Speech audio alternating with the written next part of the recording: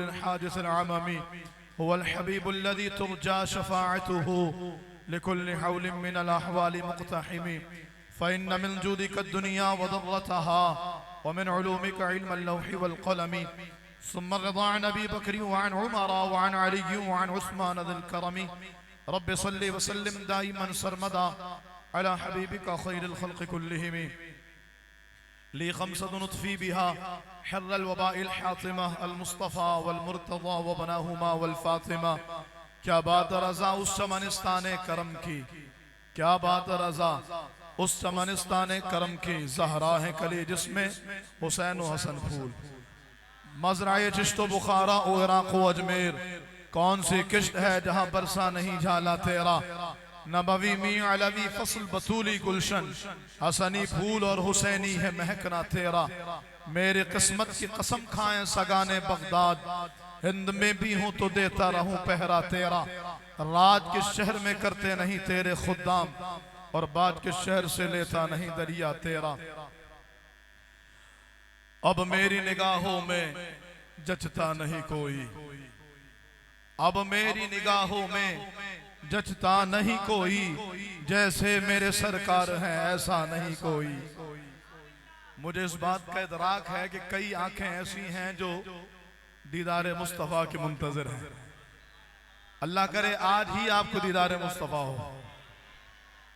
और हमने कहा कि जो रसूलुल्लाह सल्लल्लाहु तआला अलैहि वसल्लम को देख लेता है वो तो ये कहता है, लेकिन जो नहीं देखता उसकी तड़प भी ये है, वो कहता है सिदरतुल मुंतहा अर्शबा में हर जगह पड़ चुके हैं निशाने कदम, अब तो एक बार अपने गुलामों के घर दोनों आलम के सरकार आ जाइए। आखिरी वक्त है एक बीमार का, दिल तड़पने लगा शौक दीदार का, बुझ न जाए कहीं ये चरागे सहर, दोनों आलम के सरकार आ जाइए। इस यकीन के साथ, इस तवज्जो के साथ कि बारगाहे महबूब तक ये बात पहुंचे कि या रसूलल्लाह इन्होंने देखा नहीं है तो इतने बेचैन, इन्होंने देखा नहीं है फिर भी आपको देखे बिना आप पर ऐसे फिदा है कि कहते हैं कदमों में जबी को रहने दो, चेहरे का तसव्वुर मुश्किल है, जब चांद से बढ़कर एड़ी है फिर रुखसार का आलम क्या हो। तो अगर आपको समझ आए तो आप मेरे साथ पढ़िए, वरना फिर कम से कम सुभान अल्लाह बोल के मुझे बताइए कि आप सारे सुनने का हौसला रखते हैं। मुझे इस बात का बखूबी इदराक है कि वक्त ज़्यादा हो चुका है और रास्तों की सहूबतों की वजह कर भी ताख़ीर का सबब बना, और फिर कुछ हमारा ये जो गूगल मुफ्ती है ये गुमराह करने में मास्टर है, इसीलिए कहा जाता है हर चीज़ गूगल से नहीं मिलती, अहले इल्म के पास बैठना पड़ता है। तो मैं ये अर्ज़ कर रहा हूँ कि लेकिन मुझे ये पता था कि आप में से ये महफिल जो है वो यादगार और तारीखी महफिल होती है सालाना बुनियादों पर। तो तादाद और मजमे के मुतालिक जो मेहरान भाई ने और भाई ने कहा था वो तो मैंने आंखों से देख लिया, लेकिन अब इस मजमे के अंदर ज़ौक़ कितना और इस मजमे के अंदर जान कितनी और ये मजमे सुनने का हौसला कितना रखता है। मुझे इस बात से कोई परवाह नहीं कि सुनने वाले 1 हों या 1000 हों, मुझे इस बात की अहमियत और इस बात का मुझे ज़ौक़ और इस बात का शौक़ होता है कि सुनने वाले जितने हो सामने वो सुनने का हौसला और जज्बा रखते हैं। तो अब आपका ये जज्बा बताएगा कि रात के इस पहर मजीद सुनना है या फिर आपने महफिल को खत्म करके लंगर की तरफ जाना है। मुझे भाई सजाद भाई ने मुझे बताया वो सुबह से लगे रहते हैं सारे मिलकर, गाय ज़बा होती है और लंगर का एहतमाम होता है, लेकिन मैं उन लोगों में से नहीं हूं जो सुन्नियों को ये कह के बैठाऊं कि बैठो लंगर का एहतमाम है। हमने कहा वो वक्त गया जब लंगर के नाम पर, बिरयानी के नाम पर और लोगों को रात के खाने के नाम पर रोका जाता था। ये कौम गयूर और गैरतमंद हो चुकी है। बेहम्दिल्लाहि ताला हमें इस बात से कोई सरोकार नहीं कि खाना, पानी, बिजली और जरूरियात जिंदगी की हैसियत और अहमियत क्या है। हम तो ये कहते हैं कि हमारा मिजाज ये बन चुका है और किसी जानिब क्यों जाएं और किसी को क्यों देखें, अपना सब कुछ गुंबद खजरा कल भी था और आज भी है, मेरे नबी से मेरा रिश्ता कल भी था और वो आखिर तक हाथ उठे ना मुझे लगे, मेरे नबी से मेरा रिश्ता और किसी जानिब क्यों जाएं, और किसी को क्यों देखें, अपना सब कुछ गुंबद खजरा कल भी था और आज भी है। मेरे नबी से मेरा रिश्ता कल भी था और कल भी था और कल भी था। और अब सुनिए जरा, बहुत सारी बातें मेरे जहन में आ रही हैं जिसको मैं चाहता हूं कि सारी बयान करूं। तो पहले वो सुनिए, जिस ज़ौक़ के साथ अपनी महफिल सजाई है, मैं रास्ते में सोचते हुए आ रहा था मैं कौन से अशार इब्तिदा में पढ़ूं, तो फिर मुझे आपके शान और आपके मिजाज के मुताबिक यही कलाम लगा कि अब मेरी निगाहों में जचता नहीं कोई जैसे मेरे सरकार है, ऐसा नहीं कोई। लोग कहते हैं वैसा, हमने कहा नहीं, ऐसा नहीं कोई। ऐ ज़र्फ़े नजर देख मगर देख अदब से, ऐ ज़र्फ़े नजर देख मगर देख अदब से, सरकार का जलवा है तमाशा नहीं कोई, सरकार का जलवा है तमाशा नहीं कोई। और एजाज ये हासिल है तो हासिल है ज़मीं को, अफलाक पे तो गुंबदे खजरा नहीं कोई। और सरकार की रहमत ने मगर खूब नवाजा। हाय हाय हाय, हम गरीब जरूर हैं, हम उस मुल्क के वासी हैं जहां पैदा होने वाला पैदा होने से पहले मकरूज हो चुका होता है। मुझे मेहरान भाई ने बताया 17 घंटे की लोड शेडिंग, 17 घंटे की लोड शेडिंग। हम उस इलाके के और उस शहर और उस टाउन के रहने वाले हैं कि जहां जरूरियात जिंदगी हमें मुयस्सर नहीं है, लेकिन हमारा मिजाज देखो, सरकार की रहमत ने मगर खूब नवाजा। ओए क्या नवाजा सरकार ने, क्या नवाजा। तुम्हारे पास तो जरूरियात जिंदगी नहीं है, तुम्हारे पास रोजगार नहीं है, तुम्हारे पास जिंदगी गुजारने के असबाब नहीं है, तुम कहते हो सरकार की रहमत ने मगर खूब नवाजा। कहाना ये नवाजा नहीं है, अव्वलीन और आखिरीन में अल्लाह ताला ने हमें अपने महबूब को उम्मती बनाया। ये नवाजना नहीं है। जिनकी उम्मत में आने के लिए अंबिया ने दुआएं मांगी, या अल्लाह उम्मत मुस्तफा बना दे, उम्मती मुस्तफा बना दे। खुदा की कसम इतना बड़ा एहसान है, जिंदगी भर सजदे में सर रख के शुक्र अदा करते फिरो। अल्लाह की इस नेमत का शुक्र अदा नहीं होगा कि रब ने बिन मांगे हमें हुजूर का गुलाम बना दिया। कुरान करीम की आयत करीमा, लक़द मन्नल्लाहु अलल मुमिनीन, अल्लाह ने ईमान वालों पर बड़ा एहसान किया। मुफस्सिरीन फरमाते हैं एहसान के लिए फजल भी इस्तेमाल होता है, फजल लत्फ भी इस्तेमाल होता है, एहसान के लिए एहसान भी इस्तेमाल होता है। अल्लाह ने लफ्ज़ मन क्यों इस्तेमाल किया? फरमाया इसलिए कि जो एहसान किसी दुआ के बाद हो, एहसान किसी अमल के बाद हो, एहसान किसी नेकी के बाद हो, एहसान किसी बंदे के अपने किए गए काम के बाद हो, उस एहसान को फजल कहते हैं, उस एहसान को लुत्फ कहते हैं, उस एहसान को एहसान कहते हैं। लेकिन वो एहसान कि जो बगैर दुआ के कर दिया जाए, वो एहसान जो बगैर किसी अमल के किया जाए, वो एहसान जो बगैर किसी नेकी के किया जाए, उस एहसान को मन कहते हैं। अब जरा सोचो तो सही, हम अपनी माँ के शिकम में थे, हमें मालूम भी नहीं था दुनिया क्या है, निजाम कायनात क्या है, सिलसिला क्या है, कब जाएंगे कहाँ जाएंगे। वो चाहता तो काफिर के घर पैदा करता, वो चाहता तो गैर मुस्लिम के घर पैदा करता, वो चाहता तो ईसाइयों में पैदा करता, वो चाहता तो बद मजहबों में पैदा करता।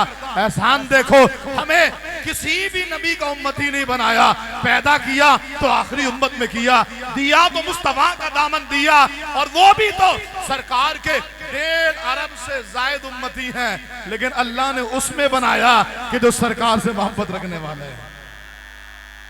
तो हम ये ना कहें सरकार की रहमत ने मगर खूब नवाजा। बोलो जरा सुभान अल्लाह। सरकार की रहमत ने मगर खूब नवाजा, ये सच है कि मुझ जैसा निकम्मा नहीं कोई। कहते सरकार ने क्या नवाजा? हमने कहा क़िबला अमीरुल मुजाहिदीन फरमाते हैं हश्र को होगा ये मालूम कि जीता कौन और हारा कौन। सरकार की रहमत ने मगर खूब नवाजा। हम सुए हश्र चलेंगे शहे अबरार के साथ, काफिला होगा रवा काफिले सालार के साथ। ये तो तैबा की मोहब्बत का असर है, वरना कौन रोता है लिपट कर दरो दीवार के साथ। सरकार की रहमत ने मगर खूब नवाजा। मैं चाहता हूँ आप अगरचे आवाज से ना बोलो, लेकिन कम से कम लब तो हिलाओ। सरकार की रहमत ने, हाय हाय हाय, सरकार की रहमत ने मगर खूब नवाजा।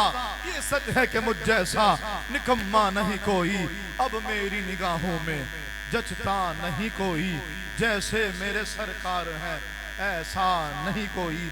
अल्लाह ताला की हम्दो सना और नबी करीम साहिब तकरीम बाइस तख्लीक़ अर्दो समा हुजूर सरवर अंबिया जनाब अहमद मुजतबा मोहम्मद मुस्तफ़ा सल्लल्लाहु अलैहि वसल्लम के दरबार गौहरबार में हदिया दुरूद व सलाम अर्ज़ करने के बाद तमाम तारीफ़ें अल्लाह वहदहू ला शरीक के लिए हैं, जिसने हमें इस बावक़ार बारौनक और रूहानियत से भरपूर महफ़िल पाक में शिरकत का मौका अता फरमाया। मैं स्टेज पर मौजूद उलमाए कराम बिलखुसूस अपने भाई अल्लामा मौलाना क़िबला मेहरान क़ादरी साहब दामद बरकातुहुल आलिया क़िबला सैयद जमाल शाह साहब, हमारे भाई जनाब क़िबला कारी नज़ीर साहब और दीगर तमाम अहबाब और मेहमानान गिरामी को जिनसे मैं वाकिफ़ हूँ या नहीं जानता, उन सबको दिल की गहराइयों से और आप तमाम को मुबारकबाद पेश करता हूँ कि बिहम्दिल्लाह ताला इस इलाके में एक मरतबा फिर अहले महल्ला अहले इलाका ने ज़बरदस्त और आलीशान महफ़िल पाक का इंतज़ाम किया। अल्लाह ताला आपकी इस महफ़िल पाक को कबूल फरमाए और अल्लाह करीम इस पर आपको बेहतरीन जज़ा और बदला अता फरमाए और क़यामत के इस महफ़िल पाक को हम सब के लिए तोशा आखिरत है। हाज़रीन मोहतरम,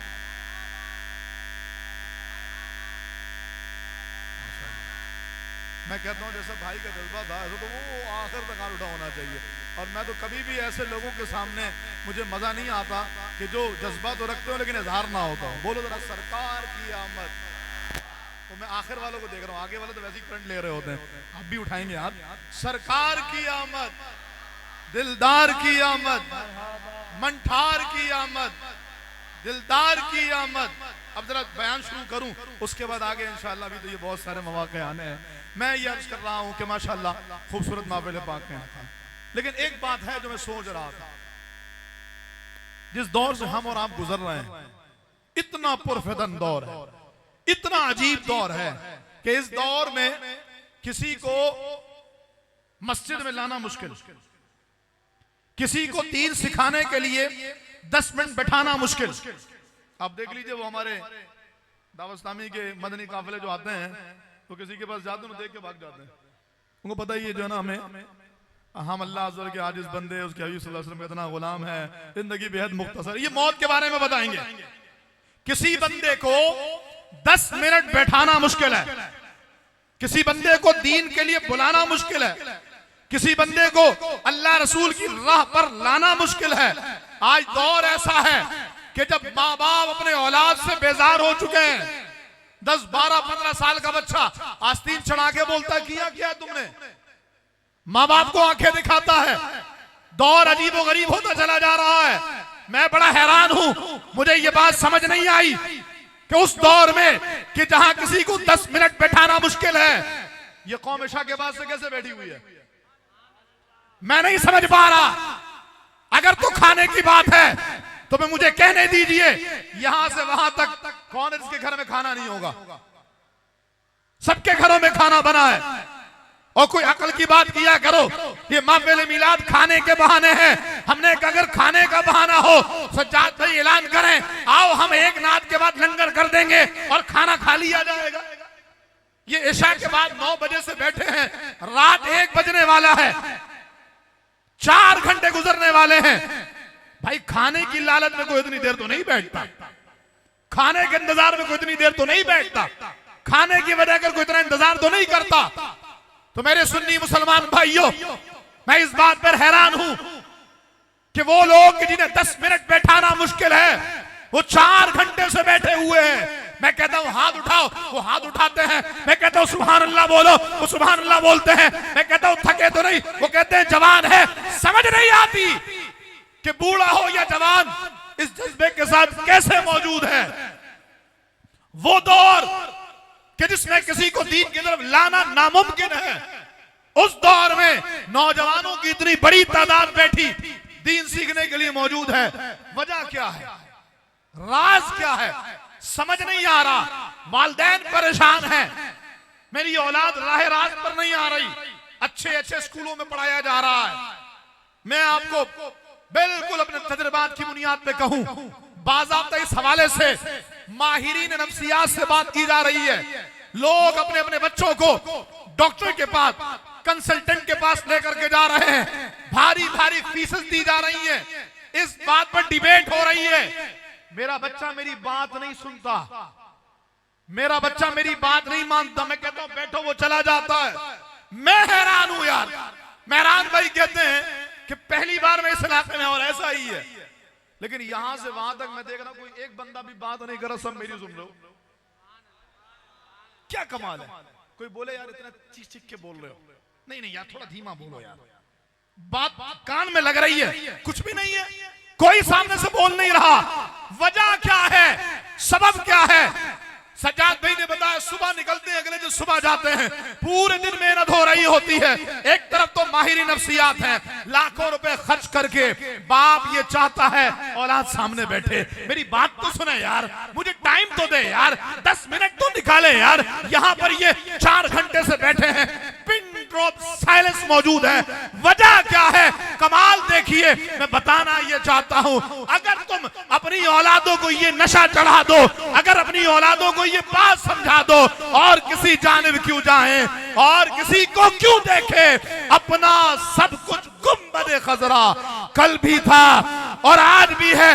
अगर औलाद का ये जहन बन जाए, खुदा शाहिद है, अगर औलाद का ये जहन बन जाए, अल्लाह जानता है, हमें कोई मुंह नहीं लगाता, हमें कोई पास नहीं बैठाता। मैं अपनी बात करूं, कबीला शाह साहब कहते हैं हम अपने घरों से नंगे पैर निकले थे, हमें कोई मुंह नहीं लगाता था।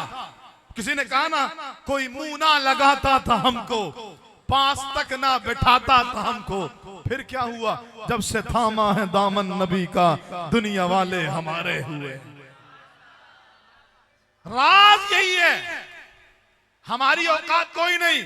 मैं तो आपकी चप्पलों के पास बैठने के काबिल, लेकिन आपने स्टेज सजाया, शाह साहब आओ ये फूलों का गुलदस्ता है, हम नीचे बैठेंगे, तुम सोफे पे बैठो और हमें आकर के रसूलुल्लाह की बातें बताओ। मैंने कहा ये एजाज की वजह क्या है? कहा देखो आज भी ये अंदाज बताता है, अगर उम्मत को तुम मुत्तहिद करना चाहते हो, अगर कौम को तुम छोड़ना चाहते हो, कोई लफाजी नहीं, फिर क़वारियत पर लानत भेजते हुए अगर कौम को मुत्तहिद करना चाहते हो, खुदा गवाह है इस कौम के इत्तिहाद का राज मोहब्बत रसूल के अंदर है।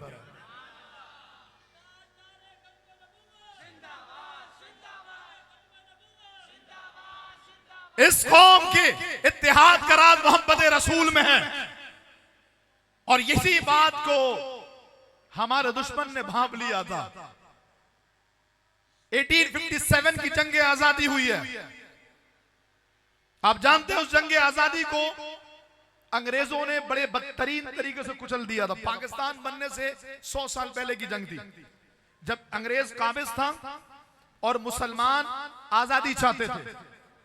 1857 की जंग आजादी हुई, आला हज़रत की पैदाइश के 1 साल बाद।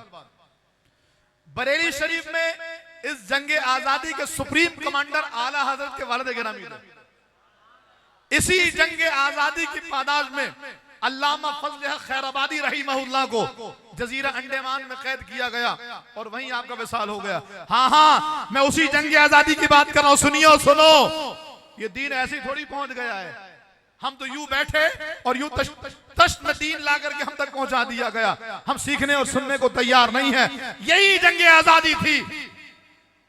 सैकड़ों उलमा को सवारियों पर तेज रफ्तार घोड़ों पर बैठाया गया और बांध दिया गया और उन्हें दरख्त के नीचे से गुजारा गया। क़िबला बाबा जी फरमाते तेज रफ्तार घोड़े जब दरख्तों के नीचे से गुजरते थे, उलमा की पसलियां टूट जाती थी। लेकिन कमाल है कि किसी ने भी जिहाद के फतवे से रुजू किया हो, कमाल है किसी ने भी तहरीक आजादी से मुंह मोड़ा हो। और इसी तहरीक आजादी का एक अजीब कमांडर, आप में से शायद उनका नाम ना जानने वालों की एक तादाद हो, लेकिन उनका एक कलाम सभी जानते हैं। कोई गुल बाकी रहेगा ना चमन रह जाएगा, पर रसूलुल्लाह का दीने हसन रह जाएगा। हम सफीरो बाग में है, कोई दम का चहचहा, बुलबुलें उड़ जाएंगी, सूना चमन रह जाएगा। हाँ, मेरी मुराद हज़रत अल्लामा मौलाना सैयद मोहम्मद किफायत अली काफी रहमतुल्लाहि ताला अलैह, तहरीक आजादी के अजीब कमांडर। आपको अंग्रेजों ने पकड़ा, जेल में डाला, मौलाना साहब फतवा जिहाद से रुजू कर लो, छोड़ देंगे। मुस्कुराए कहने लगे ऐसा कैसे हो सकता है। सब अज़ियतें दी गई। फरमाया गया कि उनके बदन पर इस तरह से लोहे के डंडे बरसाए गए कि बदन की कोई हड्डी सलामत नहीं थी। उसके बाद भी रुजू नहीं किया तो उस दौर में जो स्त्री होती थी वो बदन पे फेरी गई। बदन का कोई एक हिस्सा भी ऐसा नहीं था जो जला हुआ ना हो, लेकिन आपने अपने फतवा जिहाद से रुजू नहीं किया। आखिर में आपको मौत का परवाना सादिर किया गया। तख्तेदार सामने है, मौलाना किफ़ायत अली काफी रहीमहुल्लाह को लाया गया। पूछा गया आखिरी ख्वाहिश क्या है? कहते 2 रकअत नमाज पढ़ना चाहता हूँ और एक कलाम लिखना चाहता हूँ। मैं हैरान रह गया। आप जरा तवज्जो सुनिए, बहुत धीमे लहजे में ये बात करना चाहता हूं मैं। मेडिकल साइंस ये कहती है जब किसी बंदे को सजाए मौत का फैसला दे दिया जाए, उसे फांसी घाट की तरफ ले जाया जाए, तो अक्सर आपने वीडियोस देखी होंगी, फांसी घाट पे जाने वाले को 2 तरफ से पकड़ा जाता है, फिर ले जाते हैं। पकड़ने की वजह क्या होती है? वो भाग जाएगा? नहीं। पकड़ने की वजह क्या होती है? जब मुमताज कादरी रहीमहुल्लाह की शहादत हुई ना, तो मैंने कई डॉक्टर्स से बात की, उनसे पूछा मैंने, तो डॉक्टर्स का ये कहना है कि मौत का खौफ इतनी खौफनाक चीज है कि बंदे को जब पता लगता है ये रहा तख्तेदार और अब फांसी पर झूलना है, मौत के खौफ से उसकी मौत हो जाती है। वो जैसे अंग्रेजों ने तजर्बा किया, 3 बंदे जिनको सजाए मौत का फैसला दे दिया गया था, उनको बैठाया गया। एक बंदे को सामने बैठाया, 2 को इधर बैठाया। जिन 2 को बैठाया उनके पास जहरीला सांप लेकर के आए। एक बंदे के पास छोड़ा, सामने जैसी डसा बंदा मर गया, सामने वाला बंदा देख रहा है। दूसरे के पास लेकर आए, सामने डस मारा, बंदा मर गया, वो देख रहा है। अब तीसरे बंदे की बारी थी। कहते तीसरे बंदे के पास सांप लेकर नहीं गए, उसके पीछे से पिन लेके गए। पिन, उसको हल्की सी पिन चुभोई, वो मर गया। भाई 2 बंदों को तो सांप ने डसा, वो मरे, ये पिन चुभने से कैसे मर गया? कहते हैं मौत के खौफ से मरा है, क्योंकि उसको पता था कि अब जैसी सांप डसेगा मैं मरूंगा। 2 का देख चुका था, जैसे ही इसको पिन चुभी, इसको लगा कि मुझे सांप ने डस लिया, फौरन अटैक हुआ और मर गया। तो डॉक्टर्स कहते हैं कि मेडिकल साइंस के मुताबिक किसी भी बंदे की मौत जब सामने हो तो अमूमन वो खुद ही मर जाता है या कम से कम नीम मुर्दा हो जाता है। तो उसको फॉर्मेलिटी पूरी करने के लिए 2 बंदे पकड़ के लेके जाते हैं, लटकाते हैं, ताकि उस बंदे की जो सजा है वो मुकम्मल हो जाए। तो मैंने कहा फिर मुमताज कादरी ने ऐसा क्या किया? क्यों कहता है कि मैं तो मौत से निगाहें मिलाना चाहता हूं। फिर मुझे खुद ही जवाब मिल गया मौलाना किफ़ायत अली काफी रहीमहुल्लाह से। मैंने कहा अजीब मामला है यार, एक तरफ तो मौत के खौफ से लोग मर रहे हैं, दूसरी तरफ मुमताज कादरी कहता है जेलर साहब जल्दी चलिए ना तख्तेदार पर। कहा अभी 5 मिनट बाकी है। कहा आपको जल्दी किस बात की? कहा वो देखिए तख्तेदार की दूसरी जाने मुस्तफा जाने रहमत खड़े हुए। कोई जोशे खिताबत में मैं बेबुनियाद बात नहीं बता रहा। मुमताज कादरी के भाईजान ने ये बात बताई है कि गाजी साहब रहीमहुल्लाह की अल्फाज थे। तो मौलाना किफ़ायत अली काफी रहीमहुल्लाह से पूछा गया, हुजूर आखिरी ख्वाहिश 2 रकअत नमाज पढ़ना चाहता हूं और एक कलाम लिखना चाहता हूं। इतना होश सलामत है कि कलाम लिखना है, और कलाम यही लिखा, कोई गुल बाकी रहेगा ना चमन रह जाएगा, पर रसूलुल्लाह का दीने हसन रह जाएगा। नाम शाहाने जहां मिट जाएंगे लेकिन यहाँ हश्र तक नामो निशाने पंजतन रह जाएगा। जो पढ़ेगा साहिबे लौलांग के ऊपर दुरूद, आग से महफूज उसका तन बदन रह जाएगा। और सुनो आखिर तक सब फना हो जाएंगे, काफी वलेकिन हश्र तक सब फना हो जाएंगे, काफी वलेकिन हश्र तक नाते हजरत का जबानों पर सुखन रह जाएगा। तहरीक आजादी, तवज्जो, तहरीक आजादी को इंतहाई बेदर्दी से कुचला गया। लेकिन अंग्रेज तो अंग्रेज है ना, किसी भी मामले पर वो जब हतमी नतीजा देता है तो उसके बाद वो अंग्रेज ये गौर करता है कि आखिर मुसलमान कामयाब कैसे हुआ है। तो अंग्रेजों ने बाज़ाब्ता मुसलमानों के लिबादे में बरसगीर पाक व हिंद में पाकिस्तान बनने से 100 साल पहले पूरी टीम उतारी, जिस टीम ने आकर मुसलमानों के दरमियान में रह करके ये जांचने की कोशिश की आखिर मुसलमान की ताकत का राज क्या है। मैं अपनी बात को वहीं से कनेक्ट कर रहा हूं। 4 घंटे से मेरी गुफ्तगू के लिए बैठने वालों, 4 घंटे मिलाद में शिरकत करने वालों, वजह क्या है? हमें तो वजह अब तक नहीं पता लगी ना। हमारा दुश्मन 100 साल पहले पता लगा चुका है, 150 साल पहले। अंग्रेजों ने टीम बुलाई, वो टीम आई, उन्होंने मुसलमानों के दरमियान में रह करके जायजा लिया। और आप उठाइए, तकरीबन कोई 1870 के आसपास अंग्रेजों की उस टीम ने एक रिपोर्ट शाया की। आज भी उर्दू बाजार में वो रिपोर्ट मिल जाएगी आपको, हैम्फरे के इंकशाफात के नाम से, उर्दू बाजार में आज तक वो किताब छपी हुई। अंग्रेजों का एक जासूस था, जैसे ये पनामा लीग और फुला लीग हुए ना, ऐसे ही अंग्रेजों के जासूस ने अंग्रेजों की जासूसी लीक कर दी। और उस पूरी रिपोर्ट में बताया गया कि मुसलमानों के रहन सहन, खाने पीने और मोहब्बतों के ताल्लुकात का जायजा लिया गया। तो नतीजा ये निकला, मुसलमानों की तादाद दरबारों और दरगाहों से वाबस्ता है। बोलो सुभान अल्लाह। मुसलमानों की तादाद दरबारों और दरगाहों से वाबस्ता है। अगर ये चाहते हो कि मुसलमानों के दिल से जज्बा जिहाद और दीन की मोहब्बत निकाली जाए, इनको पीरों और दरवेशों से बदजन कर दो। फिर क्या हुआ? इस्लामी लिबादे में 2 नंबर उतार दिए गए, डब्बा पीर उतार दिए गए, 4 अंगूठियां पहनने वाले, लंबे लंबे बाल लटकाने वाले लोग वीडियो बनाए, ये देखो ये रब बरेलवियों का पीर, ये देखो ये होता है पीर। हमने कहा जालिमों, अगर पीर दिखाना था तो कभी लाहौर की रहमतुल्लाह अलैह मस्जिद में क्यों नहीं गए? अगर पीर दिखाना है तो फैजाने मदीना में अमीर सुन्नत को दिखाने क्यों नहीं गए? तुम्हें कभी शुफ मिले, कभी कलमा ना पढ़ने वाला मिले, कभी औरतों के साथ बदफेली और बदकारी करने वाला मिले? ये पूरी साजिश थी, खुदा की कसम पूरी साजिश थी।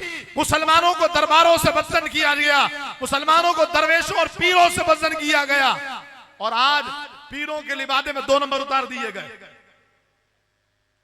हालांकि अगर आप ये देखो कि पीर कौन होता है, तो जब पीरों के लिबादे में 2 नंबर उतारे गए ना, तो अल्लाह ने उसी दौर में इमाम अहमद रजा खान को भी भेज दिया।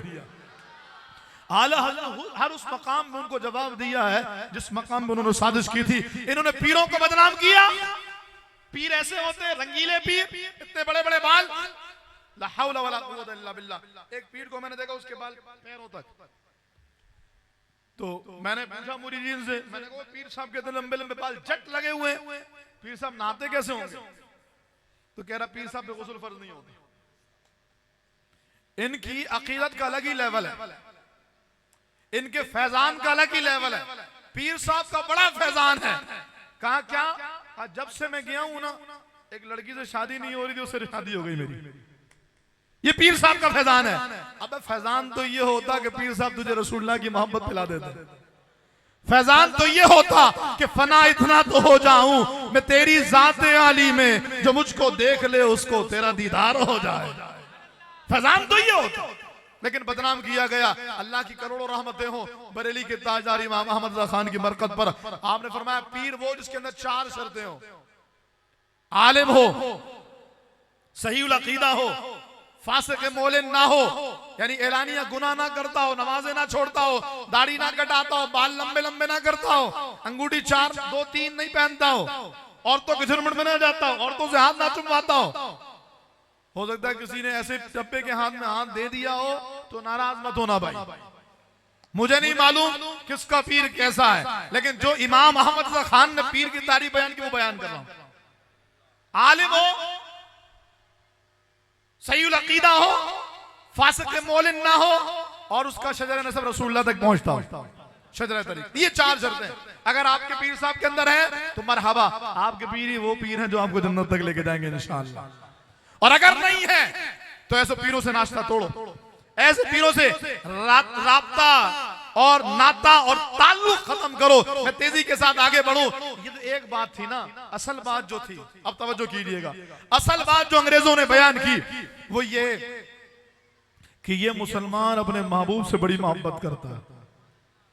नहीं ऐसे नहीं, जरा आखिर तक बोलो ना सुभान अल्लाह। जिसके हाथों में दर्द है वो उठा के बोलोगे दर्द ठीक हो जाएगा इंशाअल्लाह। ये अंग्रेज की रिपोर्ट है आज से 150-200 साल पहले की, कि इस मुसलमान की ताकत का राज ये है कि अपने महबूब से बड़ी मोहब्बत करता है। ये कहता मेरी निगाहों में जचता नहीं कोई, ये अपने महबूब से बड़ी मोहब्बत करता है। फिर चाहे वो बदर का मैदान हो और 313 सामने हो, चाहे वो ओहद का मैदान हो 700 सामने हो, चाहे वो तबूक हो, यरमूक हो, यमामा हो, हुनैन हो, खैबर हो, खंदक हो, कोई सी भी जंग हो, का इनके पेशे नजर जो चीज इनको गालिब कर दी है वो इनके नबी की मोहब्बत है, वो इनके नबी का इश्क है, वो इनके नबी से उल्फत है। तो अगर ये चाहते हो, ये अंग्रेजों की रिपोर्ट है, ये मैं नहीं कह रहा, उस हेम्फ्रे ने कहा और डॉक्टर इकबाल ने उसकी तायीद की। कहता अगर तुम ये चाहते हो कि मुसलमान अब तुम्हारे सामने न खड़ा हो सके, अगर तुम ये चाहते हो कि मुसलमान तुमसे जंग ना कर सके, ये अरबों की तादाद 1 अरब की तादाद में भी हो ना तो मुर्दार हो, या तो 313 होते तो ऐसे शेर हैं, और यहां का ऐसा काम करो कि ये अरब 1 अरब 1.5 अरब 2 अरब की तादाद में भी हो तो तुम्हारे सामने खड़े ना हो सके। का क्या करो, डॉक्टर इकबाल ने लिखा, कहा उन्होंने ये तय किया, ये फाका कश जो मौत से डरता नहीं कभी, रूहे मोहम्मदी इसके बदन से निकाल दो, रूहे मोहम्मदी इसके बदन से निकाल दो। रसूलुल्लाह की मोहब्बत निकाल दो, फिर मुर्दार है ये। हुजूर की खुदा की कसम, कोई लफ्ज़ी नहीं, कोई मुबालगा आराई नहीं, कोई जोश खिताबत नहीं, बड़े तहम्मुल के साथ अर्ज कर रहा हूं।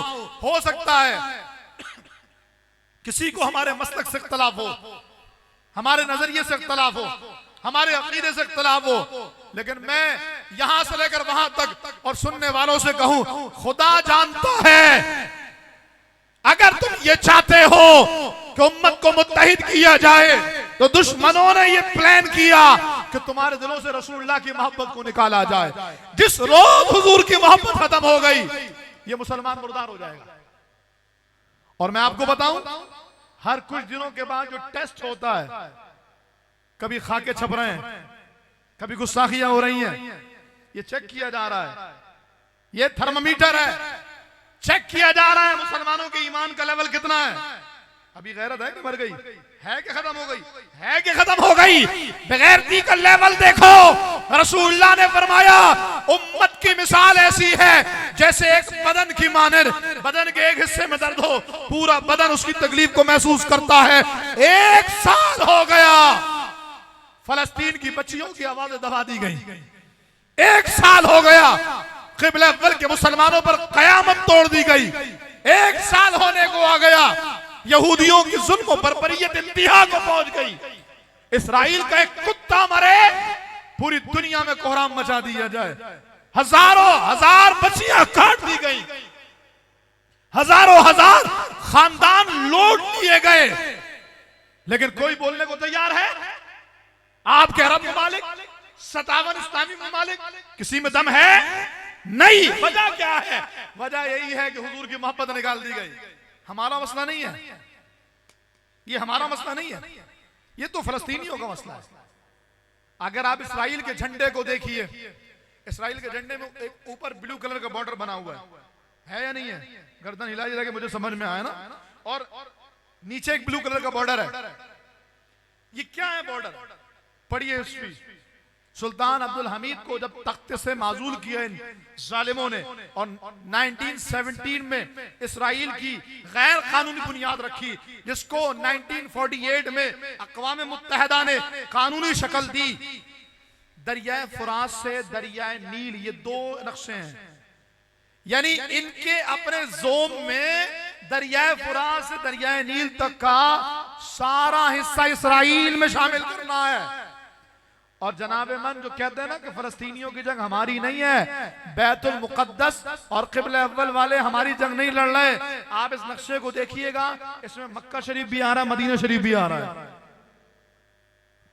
फिर बोलते रहना खाकम बदहन, ये यहूदी मदीने तक पहुंच जाए, बोलते रहना कि हमारी जंग नहीं है, मक्के तक पहुंच जाए, बोलते रहना हमारी जंग नहीं है। ऐसा हो सकता है? अब जरा तवज्जो कीजिएगा, 1948 में अक़वाम मुत्तहिदा ने गैर कानूनी को कानूनी बना दिया और इसराइलियों को एक खित्ता दे दिया, यहूदियों को, ये तुम्हारा।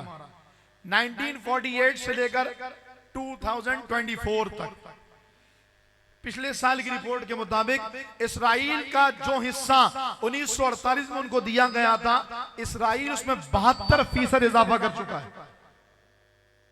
72%। ये बात नॉलेजेबल है, इसको ध्यान में रखिए। 72% इजाफा कर चुका है, मतलब वो तो बढ़ता चला जा रहा है। और आज का मुसलमान, मैं हुक्मरानों को क्या बोलूं यार, वो मेरी तो आवाज भी नहीं सुनेंगे। मैं ऐवाने वाला में बैठने वालों को क्या बोलूं, वो तो आवाज भी नहीं सुनेंगे। लेकिन मेरे सामने तो ये हल्का बैठा है, ये नौजवान बैठे हैं जो वाकई हुजूर की मोहब्बत में बैठे हैं। मैं हैरान हूं, हुजूर की मोहब्बत को ऐसा निकाला गया। 1 साल होने वाला है, फलस्तीनियों पर जुल्म का बाजार गर्म है। अब तक अपने लोगों को यहूदियों का बाइकॉट समझ में नहीं आया। अब तक हम 7 up, Pepsi, Coca Cola, Sting, Fanta और मरिंडा छोड़ने को तैयार नहीं है। अब तक हम शेल और टोटल के पंप से पेट्रोल डलवा रहे हैं। अब तक हम लू के बिस्किट इस्तेमाल कर रहे हैं। अब तक हम मैकडॉनल्ड, केएफसी के बर्गर्स खा रहे हैं। अभी तक हमें उन फलस्तीनियों पर जुल्म का बाजार गर्म करने वाले, उन यहूदियों को भर भर के पैसा देने वाली उन तमाम तर मसनूआत के बाइकआउट का ज़हन नहीं बना। तो क़यामत में क्या मुंह दिखाओगे फिर? रसूलुल्लाह को क्या मुंह दिखाओगे फिर कि ये मोहब्बत रसूल है? तो मेरे दोस्तों बुजुर्गों, पूरी प्लानिंग के साथ, पूरी साजिश के साथ और पूरी बनी बनाई सोची समझी सारी के सारी सूरत हाल के साथ हमारे दिलों से इश्क रसूल को निकाला गया, मोहब्बत रसूल को निकाला गया। कभी फ्रांस में खाके छपे, देखा गया मुसलमानों का जज्बा कितना है। कभी कहीं खाके छपे, देखा मुसलमानों का जज्बा कितना है। अच्छा, फ्रांस के खाके छपने पर मुसलमानों ने यह कहा कि यार ये तो फ्रांस में, हम क्या कर सकते हैं। डेनमार्क में होने वाली गुस्ताखी पर हमने कहा तो डेनमार्क में हम क्या कर सकते हैं। फिर क्या हुआ, हमारे लिबादे में लोग उतार दिए गए, मजहबी लिबादे में। एक बंदा आकर के कहता है नबी पढ़ना लिखना नहीं जानते, फिरक़वारियत पर लानत भेजिए। मैं बहुत धीमे लहजे में ये बात कर रहा हूं, ना मुसलमानों को लड़वाना है, ना आपस में इंतशार पैदा करना है, सिर्फ बात समझाने के लिए। इस्लामी लिबादे में लोग उतार दिए गए कि भाई रसूलुल्लाह लिखना पढ़ना नहीं जानते। मैंने कहा तुम लिखना पढ़ना जानते हो? हाँ, मुझे तो मदरसे में सिखाया गया है। मैंने तुझे लिखना पढ़ना आ गया, और जो कौनैन का वाली उसको लिखना पढ़ना नहीं आया। ईमान की हरारत को चेक किया जा रहा है। आपको यह बात बुरी लगी कि नहीं लगी? अगर नहीं लगी तो समझो निकल गया इश्क रसूल, वो कामयाब हो गया अपने काम में, मोहब्बत रसूल को निकाल दिया गया। सहाबाए किराम कुरान लिखने में गलती कर देते थे, हुजूर को चूंकि लिखना पढ़ना नहीं आता था इसलिए हुजूर भी उसको सही नहीं करते थे। अब कुरान में ग्रामर की कई गलतियां मौजूद है, माअल्लाह। बोलने वाले ने बोल दिया और जिनके दिलों से इसके रसूल निकल गया वो मैदान में आ गए हिमायत करने के लिए। सही तो बोला, सही तो कहा है, ऐसा ही तो है। मैं आपसे कहना चाहता हूं, ये जिस बात के तनाजुर में हुजूर के लिए जुमला इस्तेमाल कर रहा है, कुरान कहता है अल्लदीना यत्तबिऊना रसूलन नबिय्यल उम्मी। अल्लाह फरमाता है कि मैंने जिस रसूल को भेजा जिसकी पैरवी की जाती है वो नबी उम्मी है। उम्मी का मतलब क्या होता है? देखें, अगर मेरे लिए आपके लिए अरबी ग्रामर में लफ्ज उम्मी इस्तेमाल हो उसका मतलब होता है अनपढ़। इसके लिए लफ्ज जाहिल भी इस्तेमाल कर सकते हैं। लेकिन जनाबे मन, ये बात मेरी और आपकी नहीं है, ये बात तो रसूल खुदा की है, ये बात तो इमामुल अंबिया की है। अच्छा, एक बाप अपने बच्चे से बहुत प्यार करता है, वो चाहेगा उसका बच्चा जाहिल रहे? बोलिए, कभी भी नहीं। एक उस्ताद अपने शागिर्द से बहुत प्यार करता है, वो चाहेगा कि लोग कहेंगे तो जाहिल आदमी है? कभी भी नहीं। कहते हुजूर को लिखना पढ़ना नहीं आता था। हमने कहा जालिम आदमी, उम्मी की तारीफ सही कर। कहते देखो, अच्छा एक बुखारी की और हदीस पाक भी पेश की जाती है इस मकसद के लिए। हदीस पाक क्या है कि जब रसूलुल्लाह सल्लल्लाहु तआला अलैहि वसल्लम गारे हिरा में महव इबादत थे तो जिब्रील अमीन आए पहली वही लेकर के, और सरकार द्वारा मेरे इस्लाम से कहा इक़रा या मोहम्मद, ए अल्लाह के नबी पढ़िए। हुजूर ने फरमाया मा अना बिक़ारिन। अब इसका तर्जमा क्या कर दें? क्या इसका तर्जमा करते हैं? हुजूर ने कहा मुझे पढ़ने नहीं आता। हमने कहा सर जरा सब्र करो, हम बता दें इसका मतलब क्या है। मा अना बिक़ारीन का मतलब ये नहीं होता कि मुझे पढ़ने नहीं आता। जिब्रील अमीन ने हुजूर को गले से लगाया, जोर से दबाया, फिर कहा इक़रा या मोहम्मद। उसने फरमाया मा अना बिक़ारी, बुखारी के हदीस है। जिब्रील ने फिर गले से लगाया, फिर जोर से दबाया, कहा इक़रा या मोहम्मद। और तीसरी बार में कहा इक़रा बिस्मि रब्बिकल्लज़ी खलक़। जैसे जिब्रील ने कहा इक़रा बिस्मि रब्बिकल्लज़ी खलक़, ए नबी पढ़ो अपने रब के नाम के साथ, सरकार ने पढ़ना शुरू कर दिया। तो सरकार ने ये क्यों फरमाया मा अना बिक़ारीन, मा अना बिक़ारीन, मा अना बिक़ारीन। लोग ये कहते हैं, इसका मतलब ये कि हुजूर कहते हैं मुझे पढ़ना नहीं आता। नहीं, हमसे पूछो, इश्क वालों की जबान में पूछो, इश्क वालों से पूछो इसका मतलब क्या है। हुजूर ने ये थोड़ी कहा मुझे पढ़ना नहीं आता, बल्कि तवज्जो रखिएगा तो बात समझ में आएगी। जैसे मैं बयान कर रहा हूं, यहां से किसी ने मुझे कहा शाह साहब बात सुनिए, मैंने कहा मैं नहीं सुनता, मतलब मैं बह रहा हूं, बोलिए जरा। फिर मैंने ये क्यों कहा मैं नहीं सुनता, मतलब ये है कि भाई जो मैं काम कर रहा हूं ये ज्यादा जरूरी है, तो अपनी बात अपने पास रख, मैं नहीं सुनता। फिर क्या किया जिब्राइल ने, सरकार ने ये क्यों कहा मैं नहीं सुनता। मां आना बिक़ारीन का मतलब मैं सरकार ने ये नहीं कहा मां आना बिक़ारीन का मतलब ये नहीं होता कि मुझे पढ़ने नहीं आता। सरकार ने मैं नहीं पढ़ता, क्यों, इसलिए कि सरकार रब के जलवों में गुम थे। हाँ ओ भाई 3-3 महीने जाके किसकी इबादत हो रही है, किसके जलवों में गुमे हुजूर, उसी रब के जलवों में ना। अल्लाह अकबर कबीरा। अल्लाह आपको गारे हिरा लेकर के जाए। अब तो रास्ते बन गए बहुत अच्छे रास्ते, और अनकरीब जो है ना वो चेयर लिफ्ट भी आने वाली है, लेकिन उससे पहले पहले चले जाओ ताकि अपने कदमों से चढ़ने का मजा मिले। हाँ, और जब पैर एक एक कदम रख रहे हो ना तो दिल दुआ दे रहा हो। किसको, माँ शहजादी कौनैन की अम्मी जान उम्मुल मोमिनीन जनाब सय्यदतुना खदीजा पाक रज़ियल्लाहु ताला अन्हा। ऐसे ऊंचे नीचे रास्ते ना, इतनी मुश्किल पहाड़ियां, वो सरकार की विरासत का शहरे हरम से निकली खाना लेकर के, हुजूर इबादत कर रहे हैं। आज बीवियां शोहरों के आगे आंखें निकालने वाली, सुनो जरा बीवी का किरदार, खातून अव्वल, अल्लाह अकबर। अम्मा खदीजा पाक खाना तैयार करती, रोटी बनाती। घर में सरकार के 4 बेटियां हैं, 2 बेटे हैं, औलादे भी हैं। बीवी ताना मारती बच्चे संभालो पता लगे। अम्मा खदीजा पाक बच्चे संभालती, शहजादी कौनैन को बोलती, ज़ैनब कुबरा को बोलती, ज़ैनब पाक को बोलती, उम्मे कुलसूम को बोलती, बेटा जरा कासिम को देखना, मैं आती हूँ, तुम्हारे बाबा को नाश्ता देकर के आना है। अल्लाह अकबर। नाश्ता बनाती, पैदल सफर करती, इतनी दूर जाती, 2500 फीट बुलंद वो पहाड़ी है। आज भी चढ़ने में 50 मिनट लगते हैं। आज जबकि सीढ़ियां बन गई, रास्ते बन गए, 50 मिनट लगते हैं। उस वक्त कई घंटों का सफर करके मां सईदा पाक खदीजा ऊपर पहुंचती है। एक रोज आप नाश्ता लेकर के जा रही हैं, और उम्र ऐसी नहीं है कि कोई 20-25 साल हो, निकाही 40 साल की उम्र में हुआ। और जब पहली वही आई है रसूलुल्लाह सल्लल्लाहु अलैहि वसल्लम पर, तो अम्मा खदीजा पाक की उम्र 55 साल है। हाँ, बुढ़ापा आ रहा है, उम्र गुजर गई है। उस आलम में आप ऊपर जा रही हैं, जिब्राइल आ गए, कहा महबूब वो जो आ रही है ना, अल्लाह उनको सलाम कह रहा है। अल्लाह अकबर कबीरा।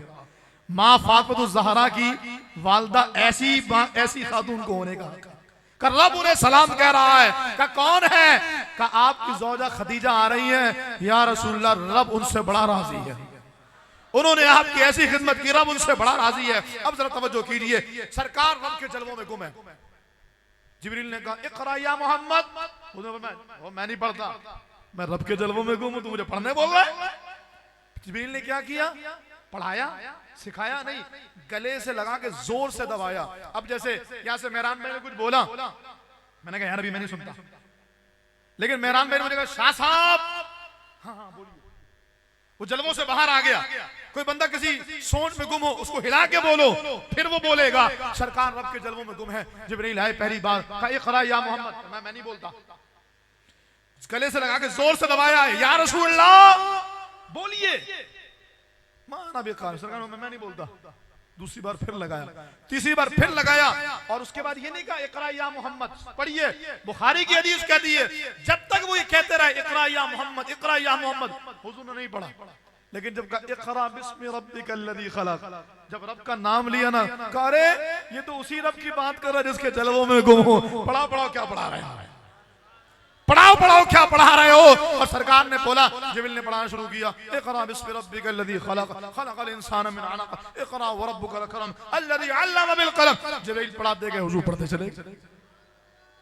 अब तवज्जो कीजिएगा बात, सरकार के फरमान उम्मी, उम्मी का मतलब यह नहीं होता माद अल्लाह अनपढ़।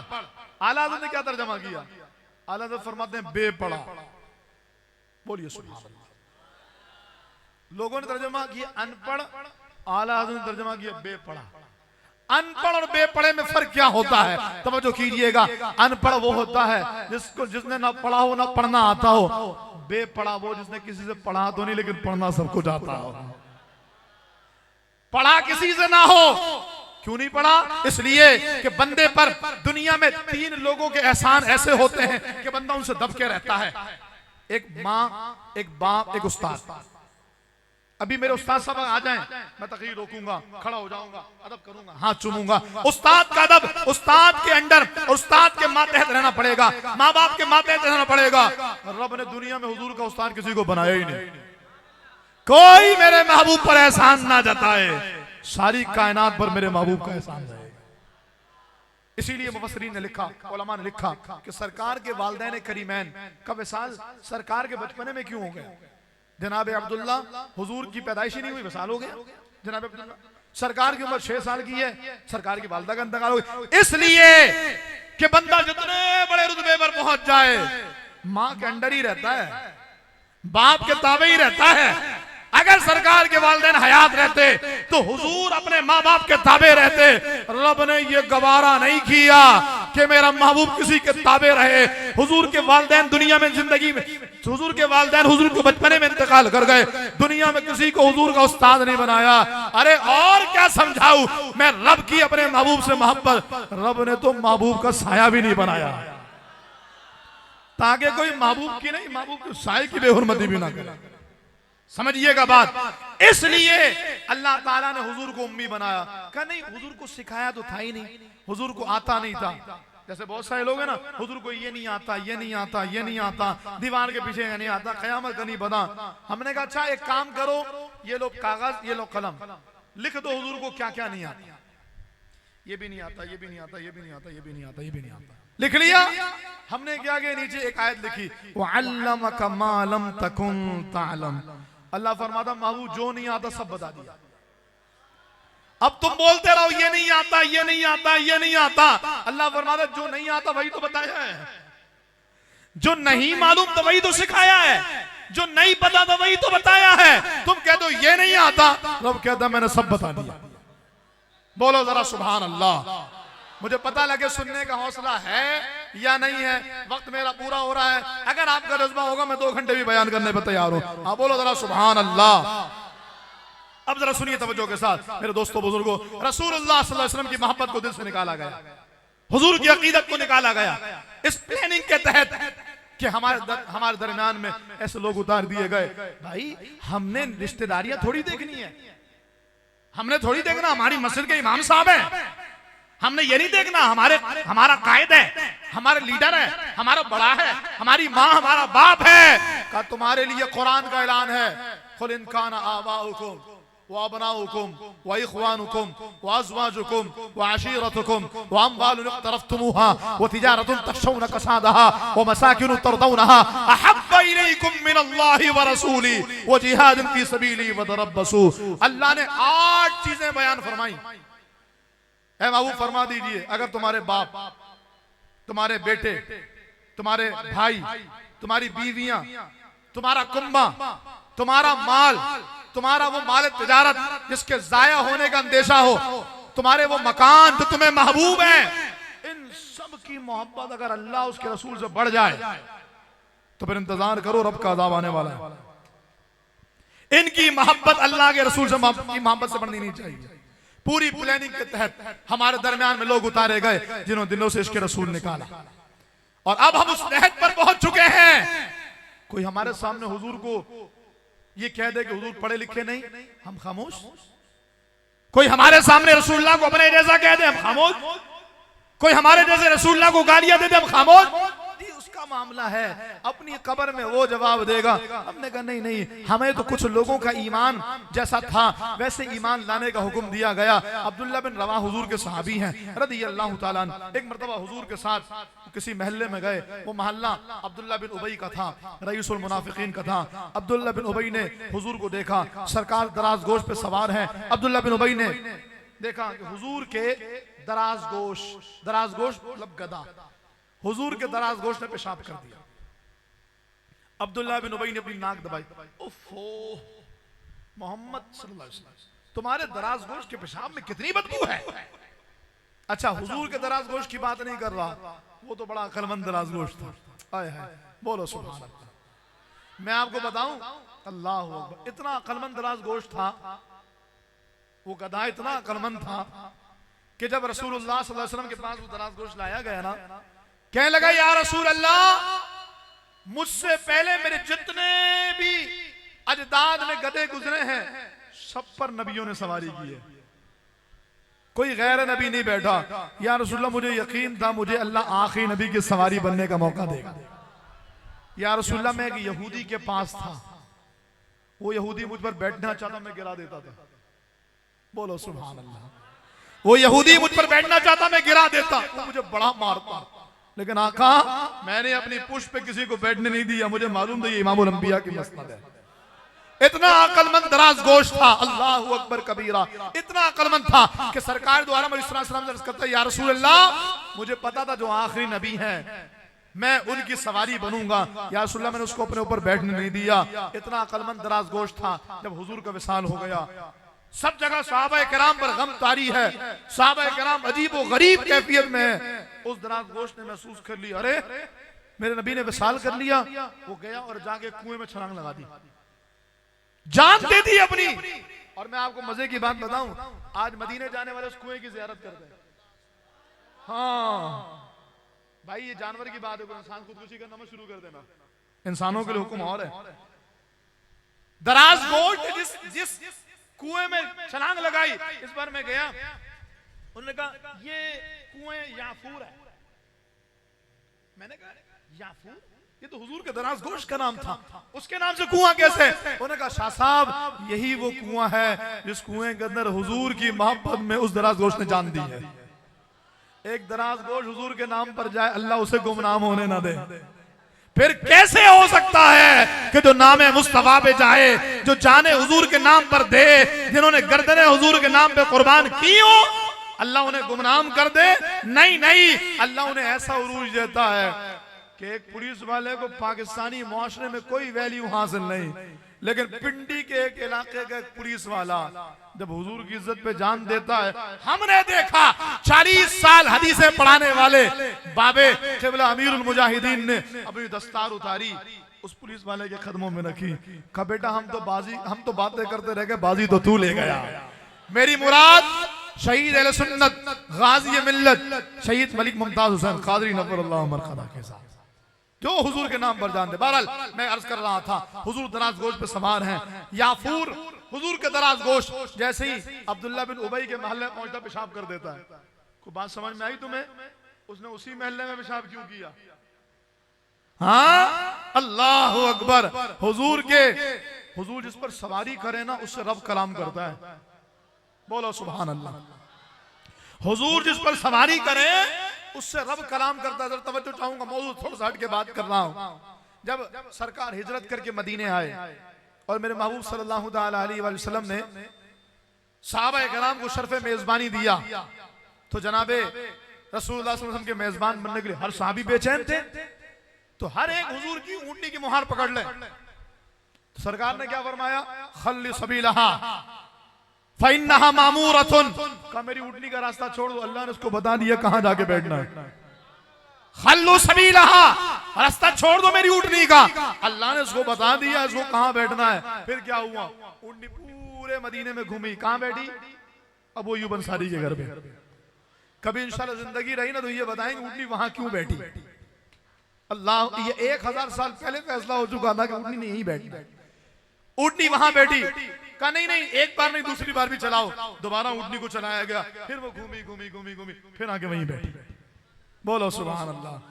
तीसरी बार फिर उठाया गया, फिर वो घूमी घूमी घूमी घूमी फिर वहीं आकर के बैठी। आप गुंबद खजरा के सामने जाओ, अल्लाह आपको लेकर के जाए। बिल्कुल गुंबद खजरा के सबसे पहले जो एक वुजू खाना बना हुआ है, जिसके नीचे वॉशरूम नहीं है, जिसके अंदर वो क्या कहते हैं गाड़ियों की पार्किंग मौजूद है, यही वो मकाम है जहां अबू अय्यूब अंसारी के घर मौजूद है। यही वो मकाम है। उठनी यहीं आकर के बैठी। अच्छा, जिस पर रसूलुल्लाह बैठे, जिस पर रसूलुल्लाह सवारी करें, रब उससे कलाम करे, तो जो रसूलुल्लाह पे सवारी करे उसकी शान कितनी आला होगी। हैं क्या मतलब समझे नहीं। मैंने कहा एक मर्तबा मेरे महबूब ने हसन हुसैन को कांधे पे बैठाया हुआ था और जनाबे इमाम हसन हुजूर के साथ साथ जा रहे हैं, इमाम हुसैन जा रहे हैं। जनाबे अबू बकर ने देख के कहा, शहजादे वाह, तुम्हारी सवारी कितनी प्यारी है कि तुम रसूलुल्लाह के कंधे पर हो। मेरे महबूब ने मुस्कुरा के कहा, अबू बकर ये भी तो देखो सवार कितना प्यारा है। जो जिस पर रसूलुल्लाह बैठे अल्लाह उससे कलाम करे, तो जो रसूलुल्लाह पे सवारी करे। फिर हम ये ना कहें कि करबला के मैदान में अल्लाह ताला ने उसी को हक पर रखा था, जभी तो अल्लाह ने यजीद को जाहिरी जंग जीतने के बाद भी बेनामो निशान कर दिया, लेकिन आज तक इमाम अली मकाम का जिक्र जिंदा। अल्लाह अकबर। मैं तेजी के साथ मौजू की तरफ आऊं। दराज गोश ने, हुजूर के दराज गोश ने पेशाब कर दिया अब्दुल्ला बिन उबई के महल्ले में। नाक दबाई, तुम्हारे दराज गोश के पेशाब में कितनी बदबू है। अब्दुल्ला बिन रवाहा ने सरकार के स्वामी ने तलवार खींची, माफी मांग। अब्दुल्ला कैसी बातें कर रहे हो, मैंने हुजूर को बुरा थोड़ी बोला है, मैंने तो हुजूर के सवारी के पेशाब को बुरा बोला है। का निस्बत मुस्तफा है ना, ताल्लुक मुस्तफा है ना, माफी मांग। उसने कहा अच्छा मैं माफी मांग। कहा नहीं, ऐसे जान नहीं छूटेगी, हुजूर मौजूद है। पहले ये कह कि हुजूर के दराज गोश का पेशाब मुझसे आला है। जब अब्दुल्ला बिन उबई ने ये कहा, हाँ हाँ भाई मैं मानता हूं, मैं अब्दुल्ला बिन उबई, मुझसे ज्यादा आला तो हुजूर के दराज गोश का पेशाब है। फिर अब्दुल्ला बिन उबई को जनाबे अब्दुल्ला बिन रवाहा ने छोड़ा। बोलो जरा सुभान।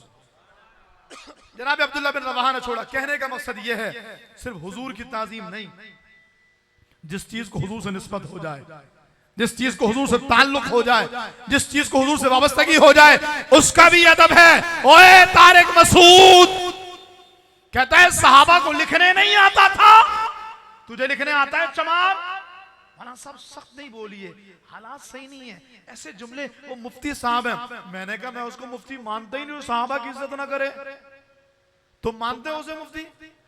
जिसका हाथ ना उठे मैं समझूं वो मानता होगा। फिर भाई जो सहाबा का अदब ना करे, मेरा मुतालबा है उन तमाम दर तंजीमात से, हाँ, जो सहाबा की बातें करती, जो सहाबा के सिपाही बनने की बातें करे, मेरा दावा है उनसे। अब करो ना अपना अमल, अब आओ ना मैदान में। कहते सहाबा को लिखना नहीं आता था, कुरान गलत लिख दिया, और हुजूर को भी लिखना पढ़ना नहीं आता था, इसलिए हुजूर ने उसको अप्रूव कर दिया और आगे ही चलता चला गया।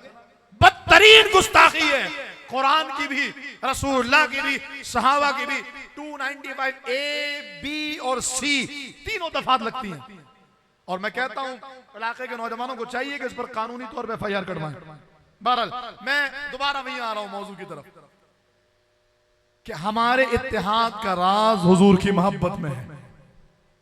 प्लानिंग के साथ और पूरी की पूरी साजिश के तहत हमारे दिलों से इश्क रसूल और हुब्बे रसूल को निकाला गया। नतीजा आपके सामने है। लेकिन मैं दोनों हाथों से सलाम पेश करता हूं उन नौजवानों को जिन्होंने ये महफिल सजाई है। मैं दोनों हाथों से सलाम पेश करता हूं। मेरी निगाह जवाब दे रही है जितनी दूर तक ये सरों का समुंदर मौजूद है। बोलो ना यार सुभान अल्लाह। आप बोलोगे तो मुझे लगेगा आपको बात समझ आ रही है। मैं सलाम पेश करता हूं नौजवानों को कि जिन्होंने ये बज़म सजाई है। अल्लाहू अकबर। जिस दौर में हुजूर की मोहब्बत निकाल दी गई थी, उस दौर में देखो तो ये नौजवान रात को सोते हैं ना तो कहते हैं मैं सो जाऊं या मुस्तफा कहते कहते सुबह उठते कहां जा रहे हो इतनी सुबह सुबह? हुजूर का मिलाद है ना, तैयारी करनी है। ओ भाई, एक दिन में मिलाद नहीं होता, 2 दिन में, हफ्ते दिन में नहीं होता। मेरे पास ये लोग 7 सितंबर को आए और सज्जाद भाई वगैरह उससे पहले वक्त ले चुके थे और उससे पहले तैयारी शुरू हो चुकी थी। ये एक दिन, एक हफ्ता, एक महीने की बात नहीं, ये पीछे की प्लानिंग है। आज महफिल खत्म होगी, कल से तैयारी शुरू हो जाएगी। ये महीनों की प्लानिंग है। तो ये जाके हुआ। मैंने कहा कुर्बान जाऊं मैं तुम्हारे मिजाज के, जिस दौर में माहिरीन नफ्सियात भी लोगों को माँ बाप की बात सुनने पर आमादा ना कर सके। कमाल है जी, तुम सारी फिक्रें छोड़कर रसूलुल्लाह के जिक्र और तवज्जो मरकूज किए बैठे हो।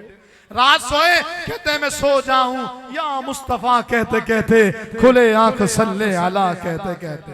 रात सोए तो हुजूर के मिलाद की फिक्र, सुबह उठे तो हुजूर के जिक्र की फिक्र। कितनी खूबसूरत सोच है। ऐसे दौर में, जी हाँ जनाबे वाला, हम उस दौर में जी रहे हैं जिस दौर में हम महंगाई, बेरोजगारी, माशी बहरान तो है ही। मैं अहले इल्म की तवज्जो के साथ ही अर्ज करूंगा। चंद सालों पहले एक रिपोर्ट आई है बैनुल अक़वामी सतह पर कि सबसे ज्यादा गंदी वीडियोस पूरी दुनिया में किस मुल्क में देखी जाती है। सबसे ज्यादा बेहुदा वीडियोस किस मुल्क में सर्च की जाती, गूगल पे, यूट्यूब पे, दीगर जगहों पर। मैं आप सबकी तवज्जो के साथ अर्ज करूंगा। उन ममालिक में आप क्या समझते हैं? पहला नाम कनाडा का होना चाहिए जहां लोग कपड़े भी पूरे नहीं पहनते। पहला नाम जर्मनी का होना चाहिए था। पहला नाम यूके का होना चाहिए था, अमेरिका का होना चाहिए था, अफ्रीका का होना चाहिए था। उन गैर मुस्लिम ममालिक का होना चाहिए था कि जहां पर बरहना घूमना और हम जिस परस्ती आम है, उन ममालिक का होना चाहिए था। नहीं नहीं जनाब, दिल थाम के सुनो। ए मुमलिकत खुदादात में रहने वालों, मैं उस मुल्क की बात करने जा रहा हूँ जिस मुल्क को बनाने के लिए 20 लाख लोगों ने कुर्बानियां दी। हाँ हाँ, औरतों ने अपने हाथों से अपने बच्चों के गले दबाए कि पाकिस्तान जाने में रुकावट न बन जाए। खानदान के खानदान लुटा दिए गए, वो मुल्क पाकिस्तान बनाया गया।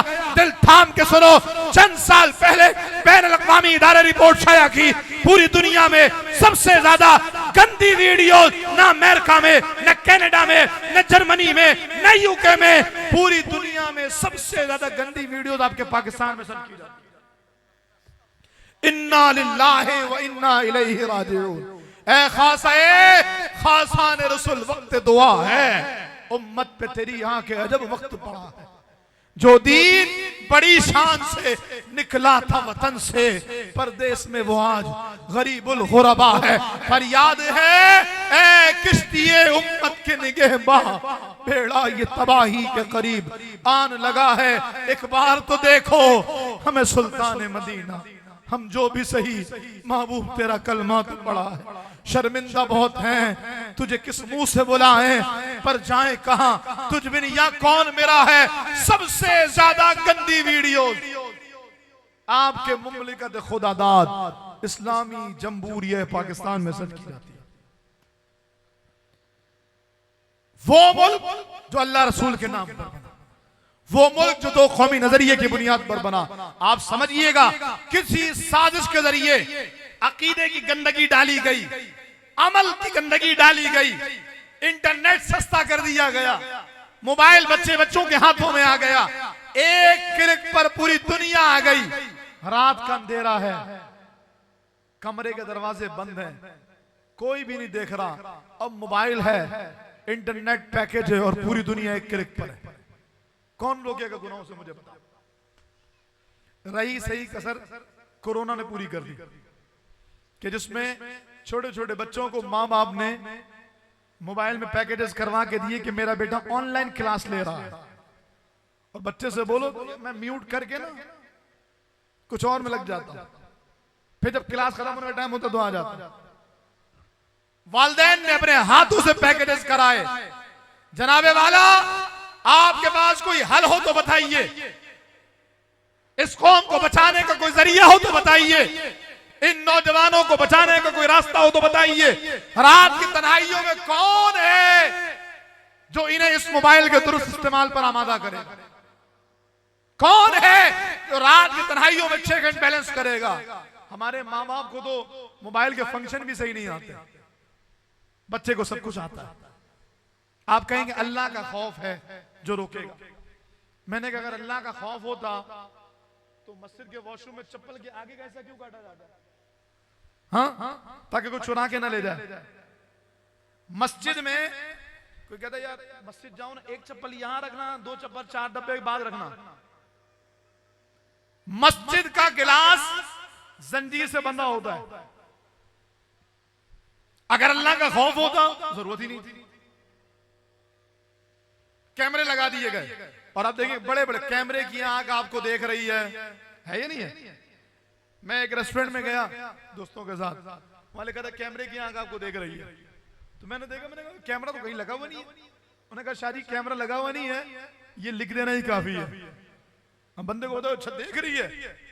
अगर ऐसे ही खौफ अल्लाह का होता तो नमाज़ें छूटती, ऐसे ही खौफ अल्लाह का होता तो गुनाह होते, ऐसे ही खौफ अल्लाह का होता तो मस्जिदों के गिलास को जंजीर से बांधा जाता, ऐसे ही खौफ अल्लाह का होता तो मस्जिदों में हर नमाज के बाद दरवाजे बंद कर दिए जाते, बंद नहीं किए जाते। हमारी बुखारी मस्जिद माशाल्लाह 24 घंटे खुली रहती है, लेकिन वहां भी चौकीदार बैठा रहता है। नहीं बैठा रहेगा तो अगले दिन हम किसी काम के नहीं रहेंगे।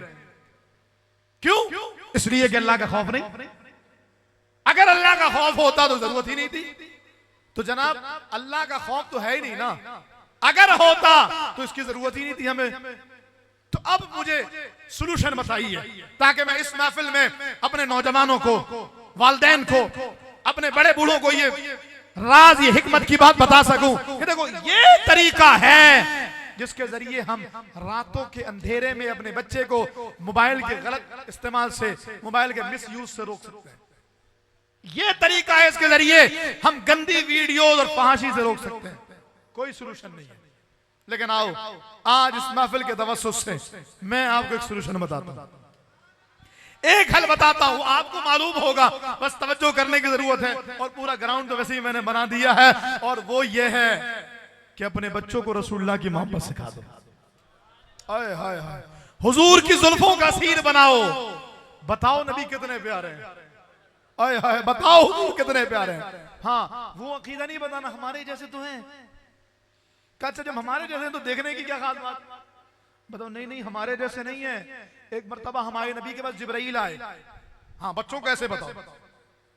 और जिब्राइल वो जो फरिश्तों के सरदार, मेरे महबूब ने पूछा जिब्राइल तुमने पूरी दुनिया कायनात देखी? कहाँ या रसूलल्लाह?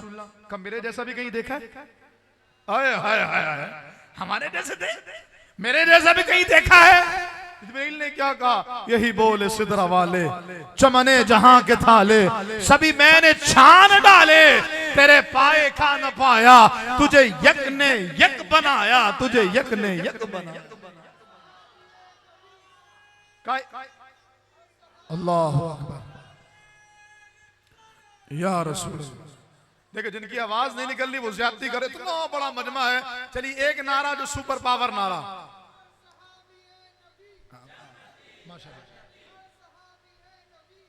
ये इस जो नारा मैं लगा रहा हूं इससे भी ऊपर का नारा है।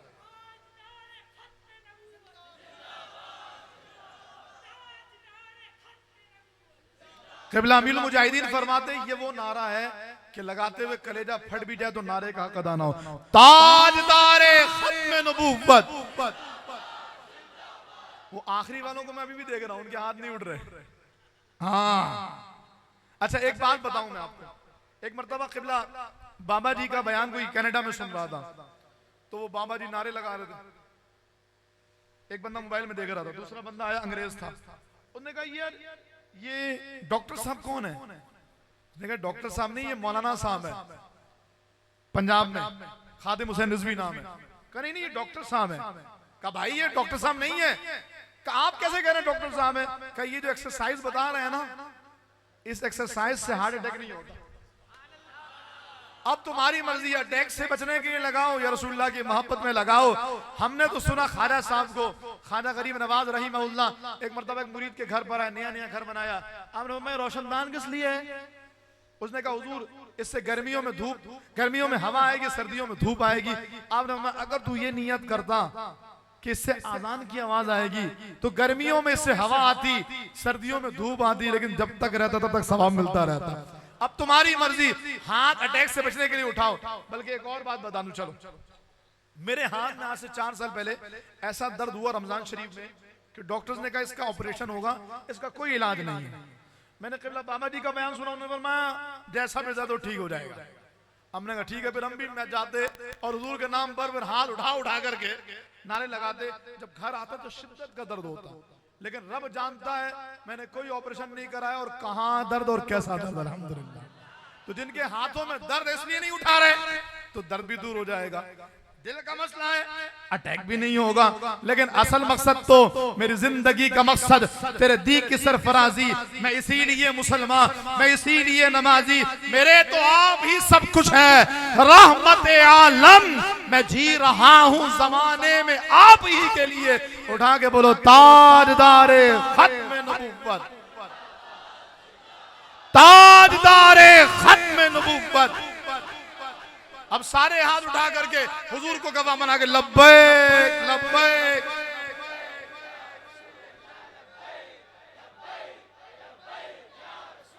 लब्बैक लब्बैक, लब्बैक लब्बैक, लब्बैक लब्बैक लब्बैक या रसूल अल्लाह, लब्बैक।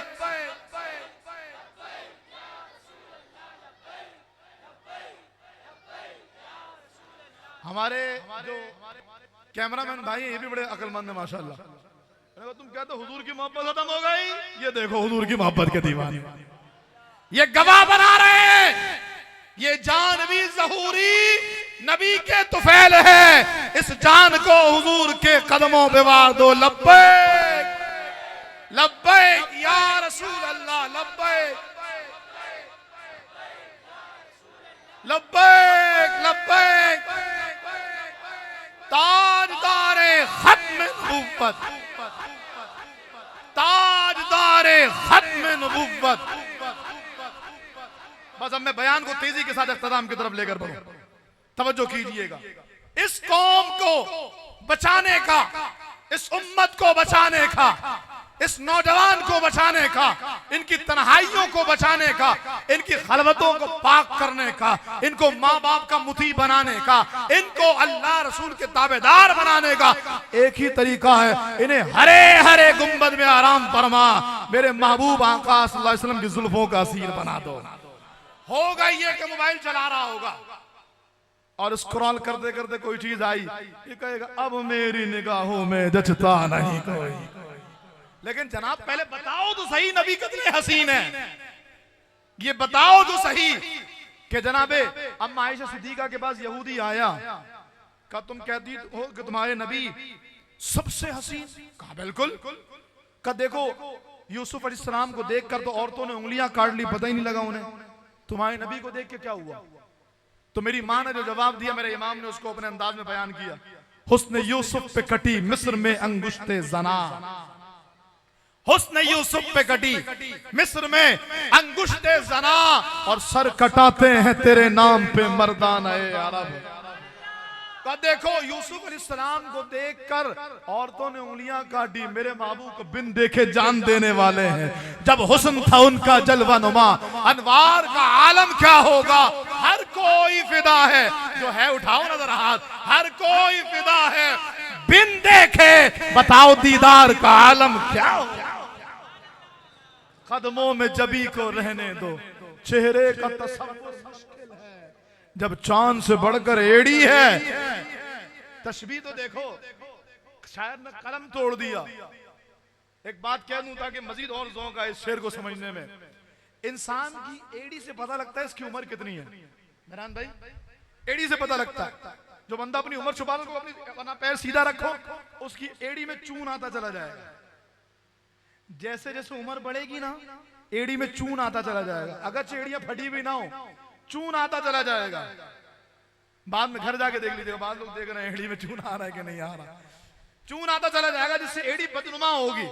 जवानी में 20 साल 22 साल 25 साल 30 साल एड़ी बिल्कुल क्लियर होती है, फिर चून आने लग जाता है। और जितना बूढ़ा होगा उसकी एड़ी में इतना चून होगा, फिर एड़ी खूबसूरत नहीं है। काम उस वक्त की बात नहीं कर रहे जब मेरा महबूब जवान था, मैं उस वक्त की बात कर रहा हूं जब मेरा महबूब कब्र अनवर में जाने वाला है। उस वक्त की बात कर रहा हूं, अल्लाह ने मेरे महबूब की एड़ियां इतनी हसीन बनाई। और आला हज़रत ने क्या फरमाया, जर्रे झड़कर तेरी पैजारों के ताजे सर बनते हैं सैयारों के। या रसूल, आपके कदम का बोसा लेके जो जर्रे गिरते हैं ना, अल्लाह ने उनको सितारे बना दिया, सैयारों का सरदार बना दिया। हमने कहा लोगों की एड़ी खूबसूरत नहीं होती, मेरे महबूब की 63 साल की उम्र में भी कदमों में जबी को रहने दो, चेहरे का तसव्वुर मुश्किल है, जब चांद से बढ़कर एड़ी है फिर रुखसार का आलम क्या हो। मैंने कहा ये बताओ अपनी औलादों को मेरे हबीब ऐसे हैं, उसकी तड़प बढ़े, वो कहे ऐ काश कभी ऐसा भी हूं ख्वाब में मेरे, ऐ काश कभी ऐसा भी हो ख्वाब में मेरे, हूं जिसकी गुलामी में वो आंखा नजर आए। वो तड़प के कहे इतने हसीन मुस्तफा, उन्हें ना देखा तो किस काम की है ये आंखें, उन्हें ना देखा तो किस काम की है ये आंखें, कि देखने की है सारी बाहर इन आंखों में। कुछ ऐसा कर दे मेरे किरदगार आंखों में, हमेशा नक्श रहे रूए यार आंखों में। और कहा तुम हुजूर के देखने की बात करते हो, हम कहते ये दिल निकल कर कहीं आंख में ना आ जाए। हुजूर की बात तो भी रहने ही दो, हम मदीना देख कर आए इसलिए कह रहे हैं, ये दिल निकल कर कहीं आंख में ना आ जाए, बसा हुआ है किसी का मजार। हुजूर का मजार इतना हसीन है तो दीदार कितना हसीन होगा। अपनी औलादों को ये बताओ मेरे महबूब कितने हसीन, हमारे ही जैसे थे, लिखना पढ़ना नहीं आता था। जालिम, ये बता कि मेरे महबूब के अबरू कितने हसीन थे, मेरे महबूब के रुखसार कितने हसीन थे, ये बता। अल्लाह अकबर। हुजूर 20 से मांग निकाला करते थे। ओए हाय हाय, इमाम की जबान समझाओ फिर, इमाम की जबान में आप कहते हैं लैलतुल कद्र में मतलइल फज्र हक। हमारे मेहरान भाई खूबसूरत नात था, खूबसूरत, अल्लाह इनकी आवाज में और बरकत देता, माहौल बना देते। अल्हम्दुलिल्लाह आप खुश नसीब हैं अल्लाह के वजह से। लोग अगर मेहरान भाई माइक छोड़ गए, लोग कहते हैं यार क्यों आ गए तुम ही पढ़ते रहो ना। माशाअल्लाह, अल्लाह नजर बस से बचाए। हमें अपनों की कदर नहीं होती, जो हमारे पास हैं हम उनकी कदर नहीं जानते। बेहमदिल्लाह बेहतरीन नात, इसलिए मैं इनकी तरफ देख के अशार पढ़ रहा हूं कि इन्हें तो ये सारी चीजें याद हैं। आला हज़रत फरमाते हैं, आओ हुजूर के मांग बताओ, सरकार के बाल मुबारक जब सरकार 20 से मांग निकाला करते, आए हाय हाय। मेरे इमाम कहते देखो जैसे शब कदर काली रात और उसमें फिर सुबह सादिक निकलती है। अहले इल्म जानते हैं सुबह सादिक एक सफेद रोशनी बीच आसमान पर फूटती है। तो मेरे महबूब जब काले बालों में जुल्फे निकालते तो बीच में सरकार की सफेद मांग निकलती। कहते लैलतुल कद्र में मतलइल फज्र हक। ऐसा लगता है शब कदर में सुबह सादिक तुलू हो रही है। लैलतुल कद्र में मतलइल फज्र हक, मांग की इस्तिकामत पे लाखों सलाम। होंठ कैसे, इसे बिशारा समझाने के लिए कर रहा हूं, वरना हमारा अकीदा यही है, कहा हम खाक उफ्तादा, कहा तुम्हें शहे वाला। अगर मिसले जमी हम हैं तो मिसले आसमां तुम हो। हम बराबरी की बात नहीं, हमारे जैसे पढ़ना लिखना नहीं आता था, हमने कहा हम उस इमाम के मानने वाले हैं जो कहता सबसे औला हो आला। जो बोले बोलो ना यार, तुम्हारे अपने घर की बात नहीं कर रहा, खुदा की कसम अपने बाप की बात भी नहीं कर रहा, मैं उसकी बात कर रहा जो मेरा और तुम्हारा नबी है। हाँ वही कयामत के दिन जब वो आएंगे ना, लो वो आया मेरा हामी, लो वो आए मुस्कुराते, हम नसीरों की तरफ खिरमने इसियां पे अब बिजली गिराते जाएंगे। पेश हक मुस्ता शफाअत का सुनाते जाएंगे, आप रोते जाएंगे, हमको हंसाते जाएंगे। वुसअतें दी हैं खुदा ने दामने महबूब को, जुर्म खुलते जाएंगे और वो छुपाते जाएंगे। और खुल्द में होगा हमारा दाखला इस शान से, जो इस शान से जाना चाहता है बोलो ना जरा। खुल्द में होगा हमारा दाखला इस शान से, या रसूल अल्लाह का नारा लगाते जाएंगे। नारे रिसालत, नारे रिसालत, नारे रिसालत।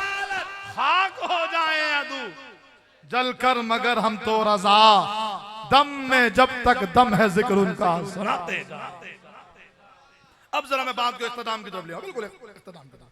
रसूलुल्लाह सल्लल्लाहु अलैहि वसल्लम के बारे में अपने बच्चों को बताइए, अभी तो मैंने इल्म की बात ही नहीं छेड़ी ना, अभी तो मैं चेहरे की बात कर रहा हूं। मेरे इमाम ने कहा होंठ कैसे, का पतली पतली गुले कुद्स की पत्तियां, का जन्नत के पत्ते देखे, का नहीं, का इसीलिए तो जन्नत के पत्ते सरकार के होंठों से खैरात लेके खूबसूरत हो रहे हैं।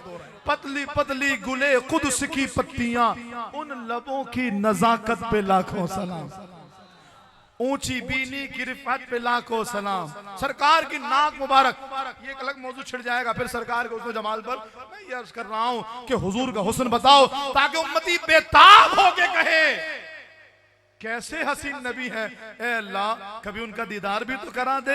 ए इश्क़ नबी मेरे दिल में भी समा जाना, मुझको भी मोहम्मद का दीवाना बना जाना। जिस ख्वाब में हो जाए दीदारे नबी हासिल, ए इश्क कभी मुझको नींद ऐसी सुला जाना। यकीन है आप हर आशिक के घर तशरीफ लाते हैं, मेरे घर में भी हो जाए चरागा या रसूल अल्लाह। जब उम्मती सरकार के जुल्फों का असीर होगा, 18 साल 20 साल 22 साल 25 साल का नौजवान नहीं आएगा कंट्रोल में, उसको हुजूर का दीवाना बना दो। मोबाइल चला रहा होगा, कोई चीज कोई वीडियो कोई बेहुदा बात आए, वो कहेगा अब मेरी निगाहों में ओए जचता नहीं कोई जैसे मेरे सरकार है, ऐसा नहीं कोई। फिर उसकी खलवतें भी हुजूर के लिए होंगी, उसकी तन्हाइयां भी रसूलुल्लाह के लिए होंगी, उसकी जो खास नशिस्तें होंगी वो भी जिक्र महबूब से पुर होंगी। उसकी ताजा मिसाल ये महफिल ले लो, अभी कुछ नौजवान नुक्कड़ में बैठ के मोबाइल चला रहे होंगे, कुछ लड़कियों की बातें कर रहे होंगे, कुछ गाना सुन रहे होंगे। सैटरडे नाइट है, आज हम पूरी रात हल्ला गुल्ला करेंगे, हाड़ाहुड़ी करेंगे। इन नौजवानों ने कहा सैटरडे नाइट है, आज पूरी रात जिक्र मुस्तफा करेंगे, आज पूरी रात हुजूर की बातें करेंगे। क्या नसीब पाया है तुमने। मैं इन्हें भी मुबारकबाद देता हूं, इनके वालिदैन को भी मुबारकबाद देता हूं। क्या बच्चे हैं तुम्हारे। जिस दौर में मेरा पाकिस्तान सबसे ज्यादा बेहुदा वीडियो सर्च करने वाला मुल्क है, उस दौर में इनकी सोचों का मरकज ज़ात है मुस्तफा। उसकी वजह हुजूर से मोहब्बत, उसकी वजह हुजूर से उल्फत और सरकार दो आलम अलैहि सल्लम से लगाव और मोहब्बत और ताल्लुक है। ये ताल्लुक जितना मजबूत होगा, ये रिश्ता जितना मजबूत होगा, ये उम्मती जितना अपने महबूब के करीब होगा, यकीन मानिए गुनाहों से, बेबाकियों से, बेराह रवियों से और गुनाह के दलदल से इतना ही निकल के वो दीन के करीब होता चला जाएगा। इख्तितामी जुमलों के दौर पे अर्ज करूं, दौर बड़ा पुरफितन है। खत्म नबूवत के मुनकिरीन भरपूर तरीके से हमला कर रहे हैं। हम तो कादियानियों को रो रहे थे, यहां तो जिक्री फितने ने अपनी जड़ों को मजबूत कर लिया है। बलूचिस्तान से शुरू होने वाला फितना, जिन्होंने तुर्बत में अपना बैतुल्ला बना लिया है, अपना खाने काबा बना लिया है, हज करते हैं, नबी की नबूवत का इनकार कर दिया है, पाकिस्तान के बड़े बड़े ओहदों पर, पुलिस में और बड़े बड़े इदारों पर फायज हो चुके हैं, वो तेजी से बढ़ रहा है। हमारा हाल यह है, मैं इतने बड़े मजमे से सवाल करूं हुजूर की खत्म नबूवत पर, आपके पास कोई एक आयत अगर आपको याद हो, मा काना मुहम्मदुन, ये आयत भी पूरी याद हो। कितने लोग ऐसे हैं, कितने ऐसे हैं जिनको हुजूर की खत्म नबूवत पर 3 हदीसें याद है। उठाओ जरा 3 हदीसें हुजूर की खत्म नबूवत पर। आप देखिए ये हमारा अलमिया है। मुझे एतराज और इख्तिलाफ है उन मस्जिद के इमामों से, उन बड़े बड़े दरवेशों, दरबारों और पीरों से और आस्थानों से, जो मुरीदीन का हल्का तो जमा करते, खत्म नबूवत की बातें नहीं बता रहे। ये नहीं बता रहे कितना संगीन इशू है। सरकार के सहाबा ने हुजूर की हयात में सरकार के साथ 27 जंगें लड़ी और इसके अलावा दीगर और जंगें भी हुई। कुल शहादतों की तादाद 250 से भी कम है। कुल शहीद होने वाले सहाबा 250 भी नहीं है। लेकिन सरकार के विसाल के बाद जंगे यमामा लड़ी गई, जो खत्मे नबूवत के मुनकिर मुसैलमा कज़्ज़ाब की धात थी। सहाबाए कराम को सिद्दीक अकबर ने हुक्म दिया, कोई सहाबी मदीने में नहीं रहेगा, सब निकलेंगे। हालांकि ये एजाज दिया जाता था बदर और ओहद के मुजाहिदीन को कि ये जंगों में नहीं जाते थे। जैसे आजकल कर्नल और ब्रिगेडियर जंगों में नहीं जाते, ऐसे ही सरकार के दौर में जिन्होंने जंगे बदर और जंगे ओहद में शिरकत की थी, वो दीगर जंगों में नहीं जाते थे। अबू बकर ने ऐलान किया, नहीं कोई घर में नहीं बैठेगा, सब बाहर निकलेंगे। बदर वाले भी जाएंगे, ओहद वाले भी जाएंगे, कोई नहीं निकलेगा, कोई नहीं रुकेगा। इसलिए ताकि आने वाले वक्तों में पता लग जाए खत्म नबूवत के मसले पर कोई जितना बड़ा पीर हो, जितना बड़ा इमाम हो, जितना बड़ा मुफ्ती हो, जितना बड़ा लीडर और जितना बड़ा सियासतदान और मजहबी रहनुमा हो, अगर खत्म नबूवत पर बात नहीं करता, अबू बकर के फरमान के मुताबिक उसकी कोई वैल्यू नहीं। खत्म नबूवत के लिए हर एक को आवाज उठानी पड़ेगी, हर एक को निकलना पड़ेगा। आप नौजवानों से मुखातिब हूं, अपने मस्जिद के इमाम साहब के पास जाइए, कहिए हुजूर मुझे खत्म नबूवत का अकीदा बताइए। आज कादियानी पैसों के नाम पर, बाहर मुल्क के वीजों के नाम पर, लड़कियों के नाम पर नौजवानों के ईमान को खरीद रहे हैं। फिर बात वहीं आ जाएगी, कैसे बचाएंगे आप ईमान? जिस नौजवान को इस मुल्क में 25,000 की नौकरी नहीं मिल रही, उसको कादियानी कहता है कि हम 4 लाख की नौकरी दिलाएंगे। तुम सिर्फ ये कह दो कि तुम अहमदी हो,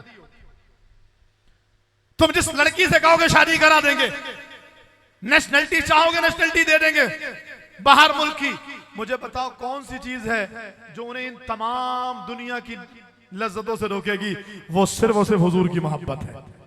वो इन सबको ठुकरा के कहेगा, तख्ते सिकंदरी पर वो थूकते नहीं है, बिस्तर लगा हुआ है जिनका तेरी गली, और किसी के जानिब क्यों जाएं, और किसी को क्यों देखे, अपना सब कुछ गुंबद खजरा कल भी था और आज भी है। वो कहेगा मेरे नबी से मेरा रिश्ता कल भी था और आज भी है। मैं अर्ज कर रहा हूं, कादियानी तेजी से बढ़ना है, ईमान को मजबूत करने के लिए, जिक्रियों का मुकाबला करने के लिए अकीदे खत्म नबूवत मजबूत कीजिए। उसका बेहतरीन तरीका, मस्जिद के इमाम सारों से इख्तिलाफ नहीं है, इमाम साहब अपना काम कर रहे होते हैं, लेकिन कई बार हम मस्जिद जाते ही नहीं। इतनी बड़ी तादाद जो यहाँ मौजूद है, अल्लाह आप सबको सलामत रखे। मेरा दिल बाग बाग हो गया। मेहरान भाई ने, सज्जाद भाई ने जो कहा था ना कि आप तादाद देखेंगे तो दिल खुश हो जाएगा, वल्लाह ऐसा ही है। यानी मैं सैकड़ों महफिल इन दिनों में की है, इतनी बड़ी तादाद कहीं भी नहीं। हम बलूचिस्तान तक गए, पंजाब तक गए, दूर दराज शहरों, इलाकों, गोठों, गांवों में गए, लेकिन इतनी बड़ी तादाद कहीं पर भी नहीं। अल्हम्दुलिल्लाह। ये आगरा ताज वालों, तुम्हें दोनों हाथों से सलाम है। लेकिन एक मेरा सवाल है, ये बताओ इतनी बड़ी तादाद, फातिमा मस्जिद, गौसिया मस्जिद, नूरुल इरफान मस्जिद, 3 मस्जिदों के नाम आ गए। फातिमा मेरी माँ शहजादी कौनैन के नाम पर, नूरुल इरफान वो तो आपको पता ही, ये तो फैजान, हम तो वैसे ही नूर के मानने वाले हैं, और गौसिया मस्जिद गौसे पाक से निस्बत, ये 3 मस्जिदों के नाम है। जरा ये बताओ यहां से वहां तक फजर की नमाज कौन कौन पढ़ने जा रहा है? अच्छा, जान कौन कौन देगा हुजूर के नाम पे? अच्छा, जान देने वाले ज्यादा हैं, नमाज पढ़ने वाले कम है, जान देने वाले ज्यादा है। अच्छा, जान देना आसान है नमाज पढ़ना? नहीं नहीं यार, जान देना आसान है। हाँ, जान देना आसान है ना? तुम हाथ नहीं उठा रहे हो नमाज पढ़ने में, तो यही लगेगा मुझे जान देना। भाई नमाज पढ़ना आसान है कि जान देना? तो नमाज कौन कौन पढ़ेगा फजर की नमाज मस्जिद में? सारे इंशाअल्लाह। धमाल हो जाएगी। इतनी बड़ी तादाद, कभी कोई गौसिया से निकल रहा है, कुनूर इरफान से निकल रहा है, ओए होए होए, और कोई फातिमा मस्जिद से निकल रहा है। अबे इतने नमाजी कहां से आए? वो असल में रात मिलाद हुआ था ना, इसलिए नमाजी बढ़ गए। तुमसे मिलाद मनाते खाने का, अबे आ तो सही मिलाद में।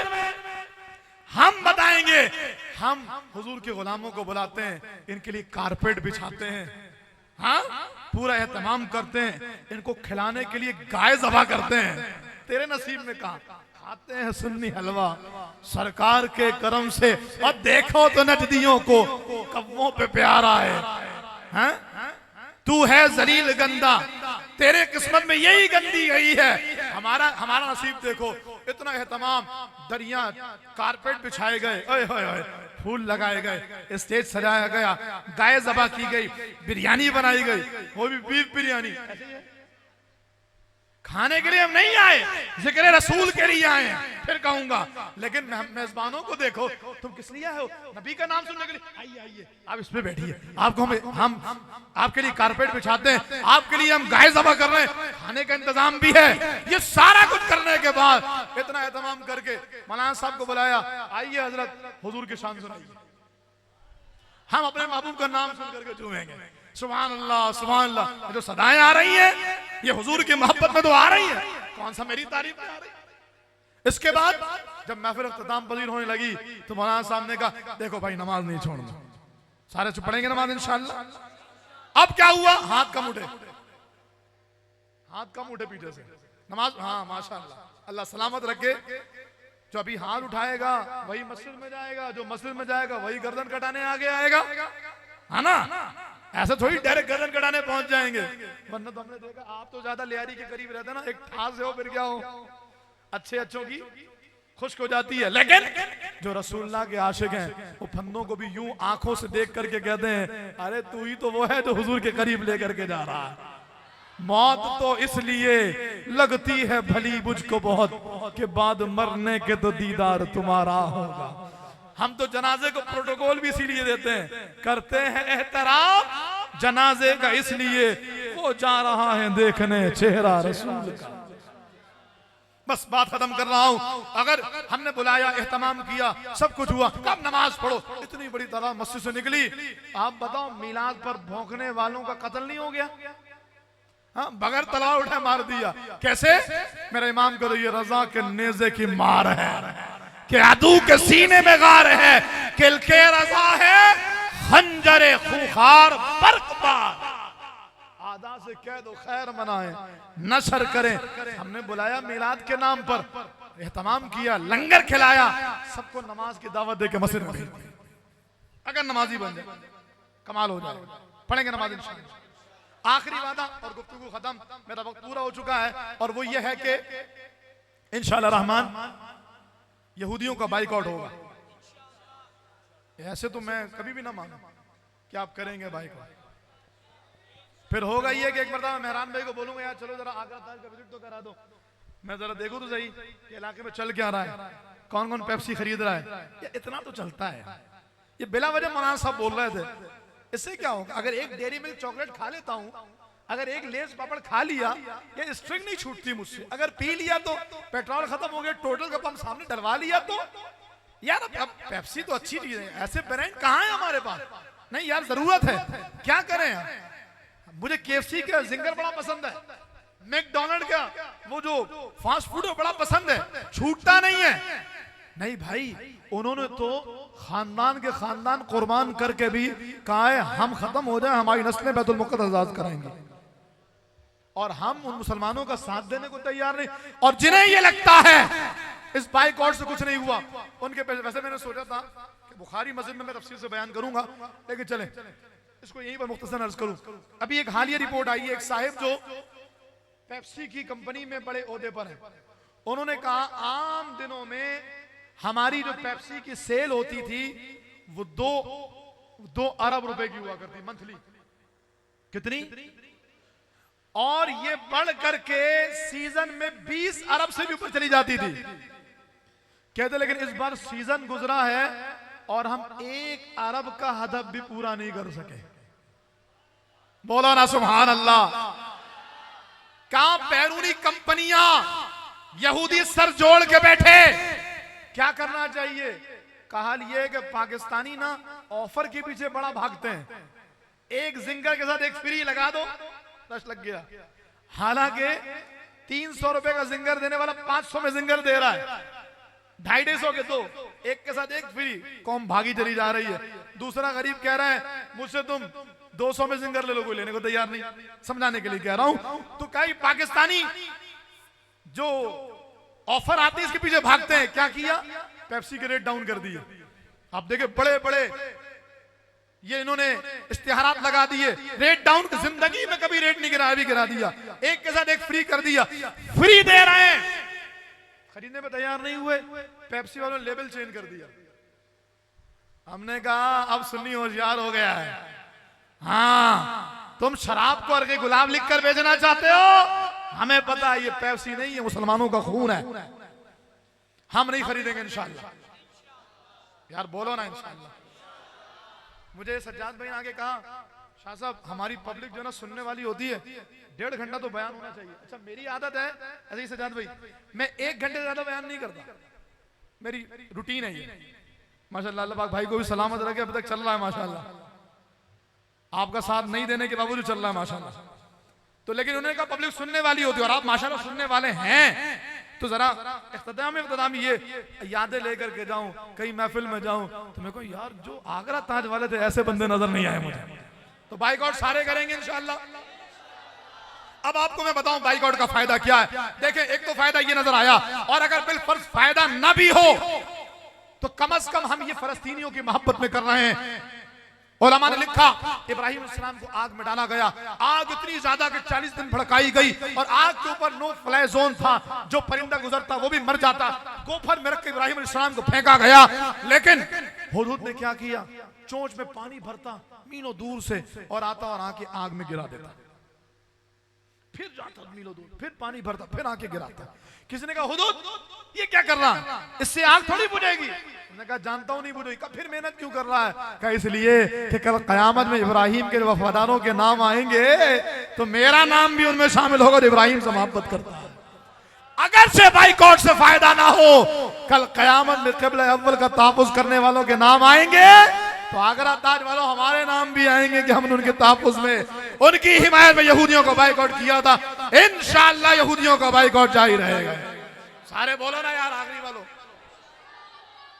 अच्छा दूसरा फायदा, अगर कोई बाइकआउट नहीं करता तो यार अगर मैं 10-20 रुपए का लेस खा ही लूंगा तो क्या हो जाएगा, 50 रुपए का अगर किसी बंदे ने कोई चीज इस्तेमाल कर ली यहूदियों तो क्या हो गया।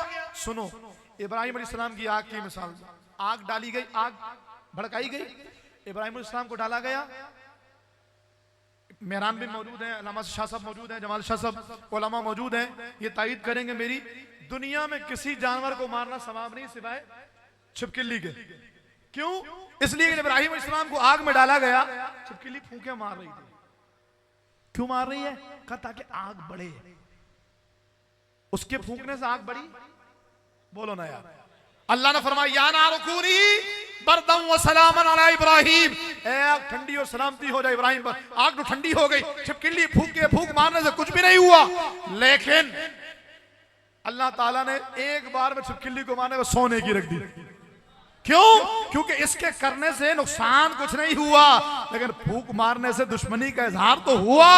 अगरचे मसनूआत का बाइकआउट न करने से बिल्कुल नुकसान न भी हो, यहूदियों को फायदा न भी हो, अगर बाइकआउट कोई नहीं करता और यहूदियों का कोई फायदा और नुकसान का नहीं सोचता तो भी कम से कम फलस्तीनियों के साथ बेवफाई तो होगी ना। तो इसलिए यहूदियों का बाइकआउट हो ताकि हमारा नाम भी कल क़यामत में इब्राहिम अलैहिस्सलाम के वफादारों में लिखा जाए। एक छोटी सी बात ज़हन में आ गई है, अगर इजाज़त हो तो बयान कर दूं।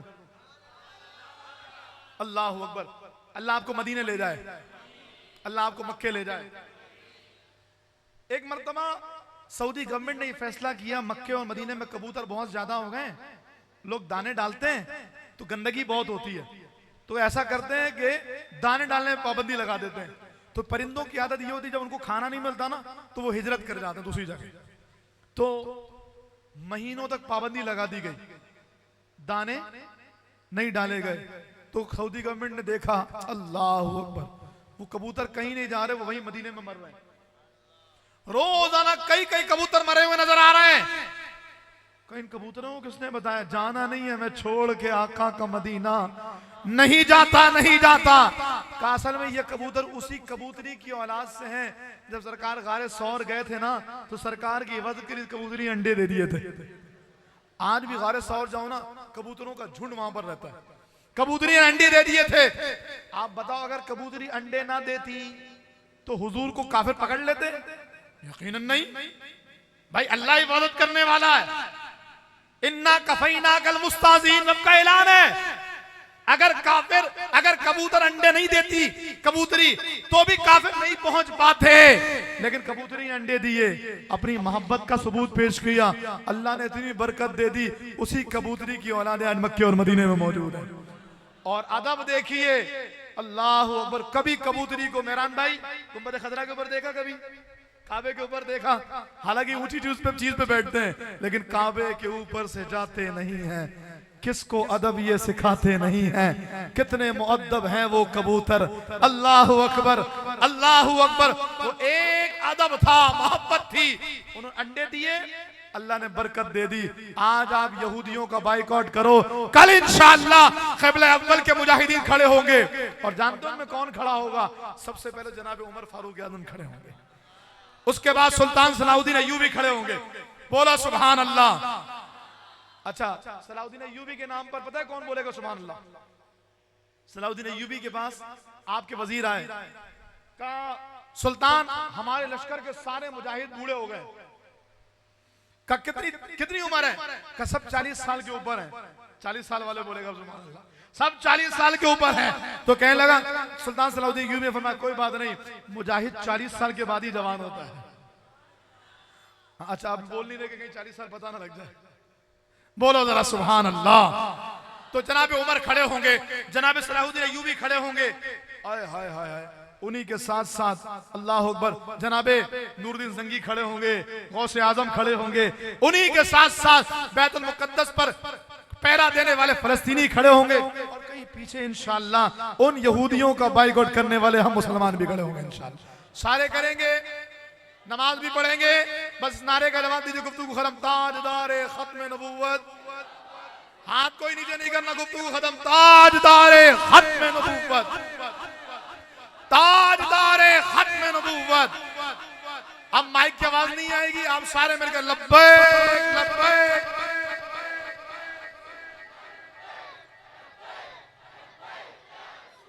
लब्बैक लब्बैक।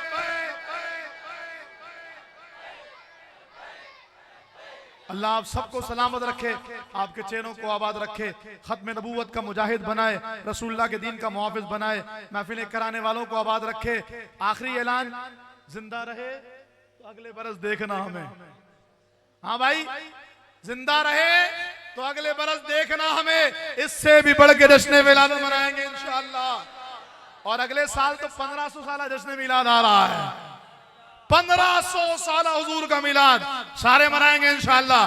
सरकार की आमद, दिलदार की आमद, मंठार की आमद, लजपाल की आमद, आका की आमद, दाता की आमद, हादी की आमद, रहबर की आमद, पैगंबर की आमद।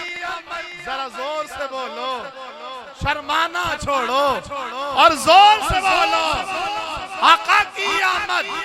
ये जश्न विलादत, ये जश्न विलादत अगले साल 1500 इंशाअल्लाह।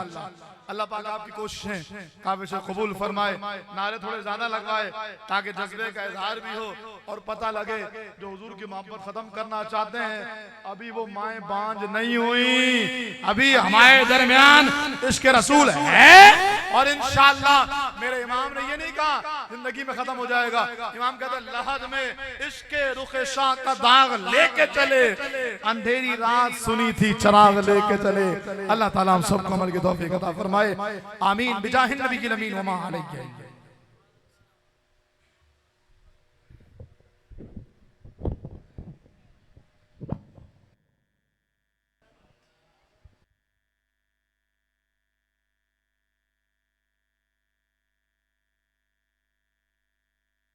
सलात व सलाम के लिए खड़े हो जाइए, पढ़िए। या नबी सलाम अलैका, या रसूल सलाम अलैका, या हबीब सलाम अलैका, सलावतुल्लाह अलैका,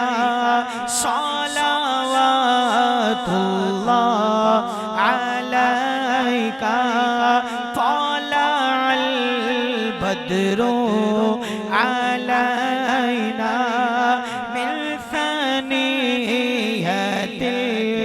वदाई, वजब शुक्रू अलैना, वजब शुक्रू अलैना।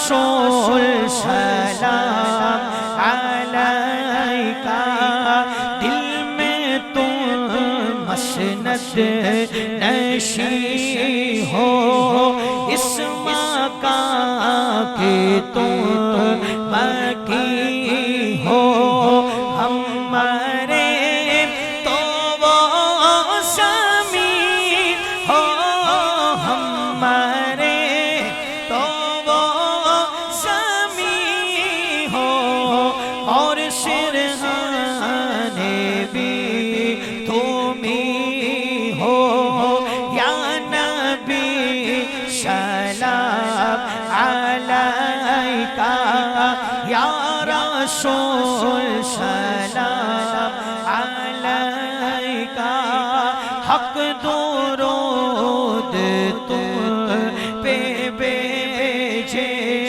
तुम मुदाम मुझको सराहो, क्यों रज़ा मुश्किल से डरिए, क्यों रज़ा मुश्किल से डरिए, जब नबी मुश्किल कोशा हो, या नबी सलाम अलैका, या रसूल सलाम अलैका, या हबीब सलाम अलैका, सलावतुल्लाह अलैका, अस्सलातु वस्सलामु अलैका या खातमन नबिय्यीन व अला आलिका व अस्हाबिका या खातमल मासूमीन। तमाम अहबाब बैठ जाइए इंशाअल्लाह, शाह साहब दुआ फरमाएंगे।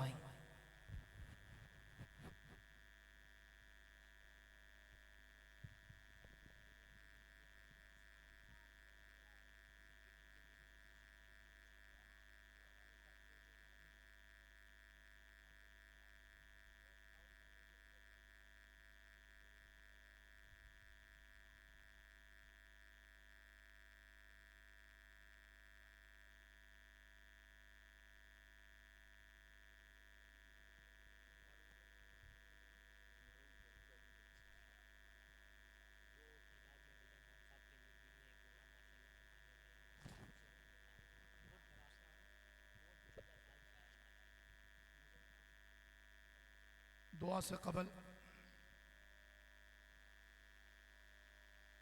उस आलिम दीन के लिए कि जो 14 सालों से आपके पास आ रहे हैं, हम अपने मोहसिनों का शुक्रिया अदा करते हैं। यकीनन ये उन उलमा की तरबियत ही है कि जो आज इतना बड़ा इज्तिमा बिहम्दिल्लाह ताला आप बाकायदगी के साथ कर रहे हैं। मेरी मुराद ख़तीब बेमिसाल, ख़तीब अहले सुन्नत हज़रत अल्लामा मौलाना क़िबला नज़र अहमद खुर्शीदी साहब दामत बरकातुहुमुल आलिया। आपको खुशी नहीं हुई उनका नाम सुनकर? हाँ, मुझे पता लगा कि आपको खुशी नहीं हुई, तो 14 साल वाले की खुशी नहीं हुई तो मेरे जाने के बाद तो मेरी भी खुशी नहीं होगी। 14 साल माशाअल्लाह हज़रत अलील हैं अभी। दुआ कीजिएगा अल्लाह हज़रत का साया आफियत के साथ दराज करे। वो उलमा के जिनसे क़ल्बी मोहब्बत है, अगर तो शायद मेरी कभी भी उनसे मुलाकात नहीं हुई, लेकिन वल्लाह मुझे उनसे मोहब्बत है। और मैं ये नहीं चाहता कि उन तक ये बताया जाए कि शाह साहब ये कह रहे थे। मैं अपने दिल की बात बता रहा हूँ कि इन लोगों ने मसलक अहले सुन्नत पर, नज़रियात इस्लाम पर पहरा दिया। अल्लाह इनकी हिफाजत फरमाए, इनको उम्र खजरी दे, इनका साया हम पर आफियत के साथ दराज करे।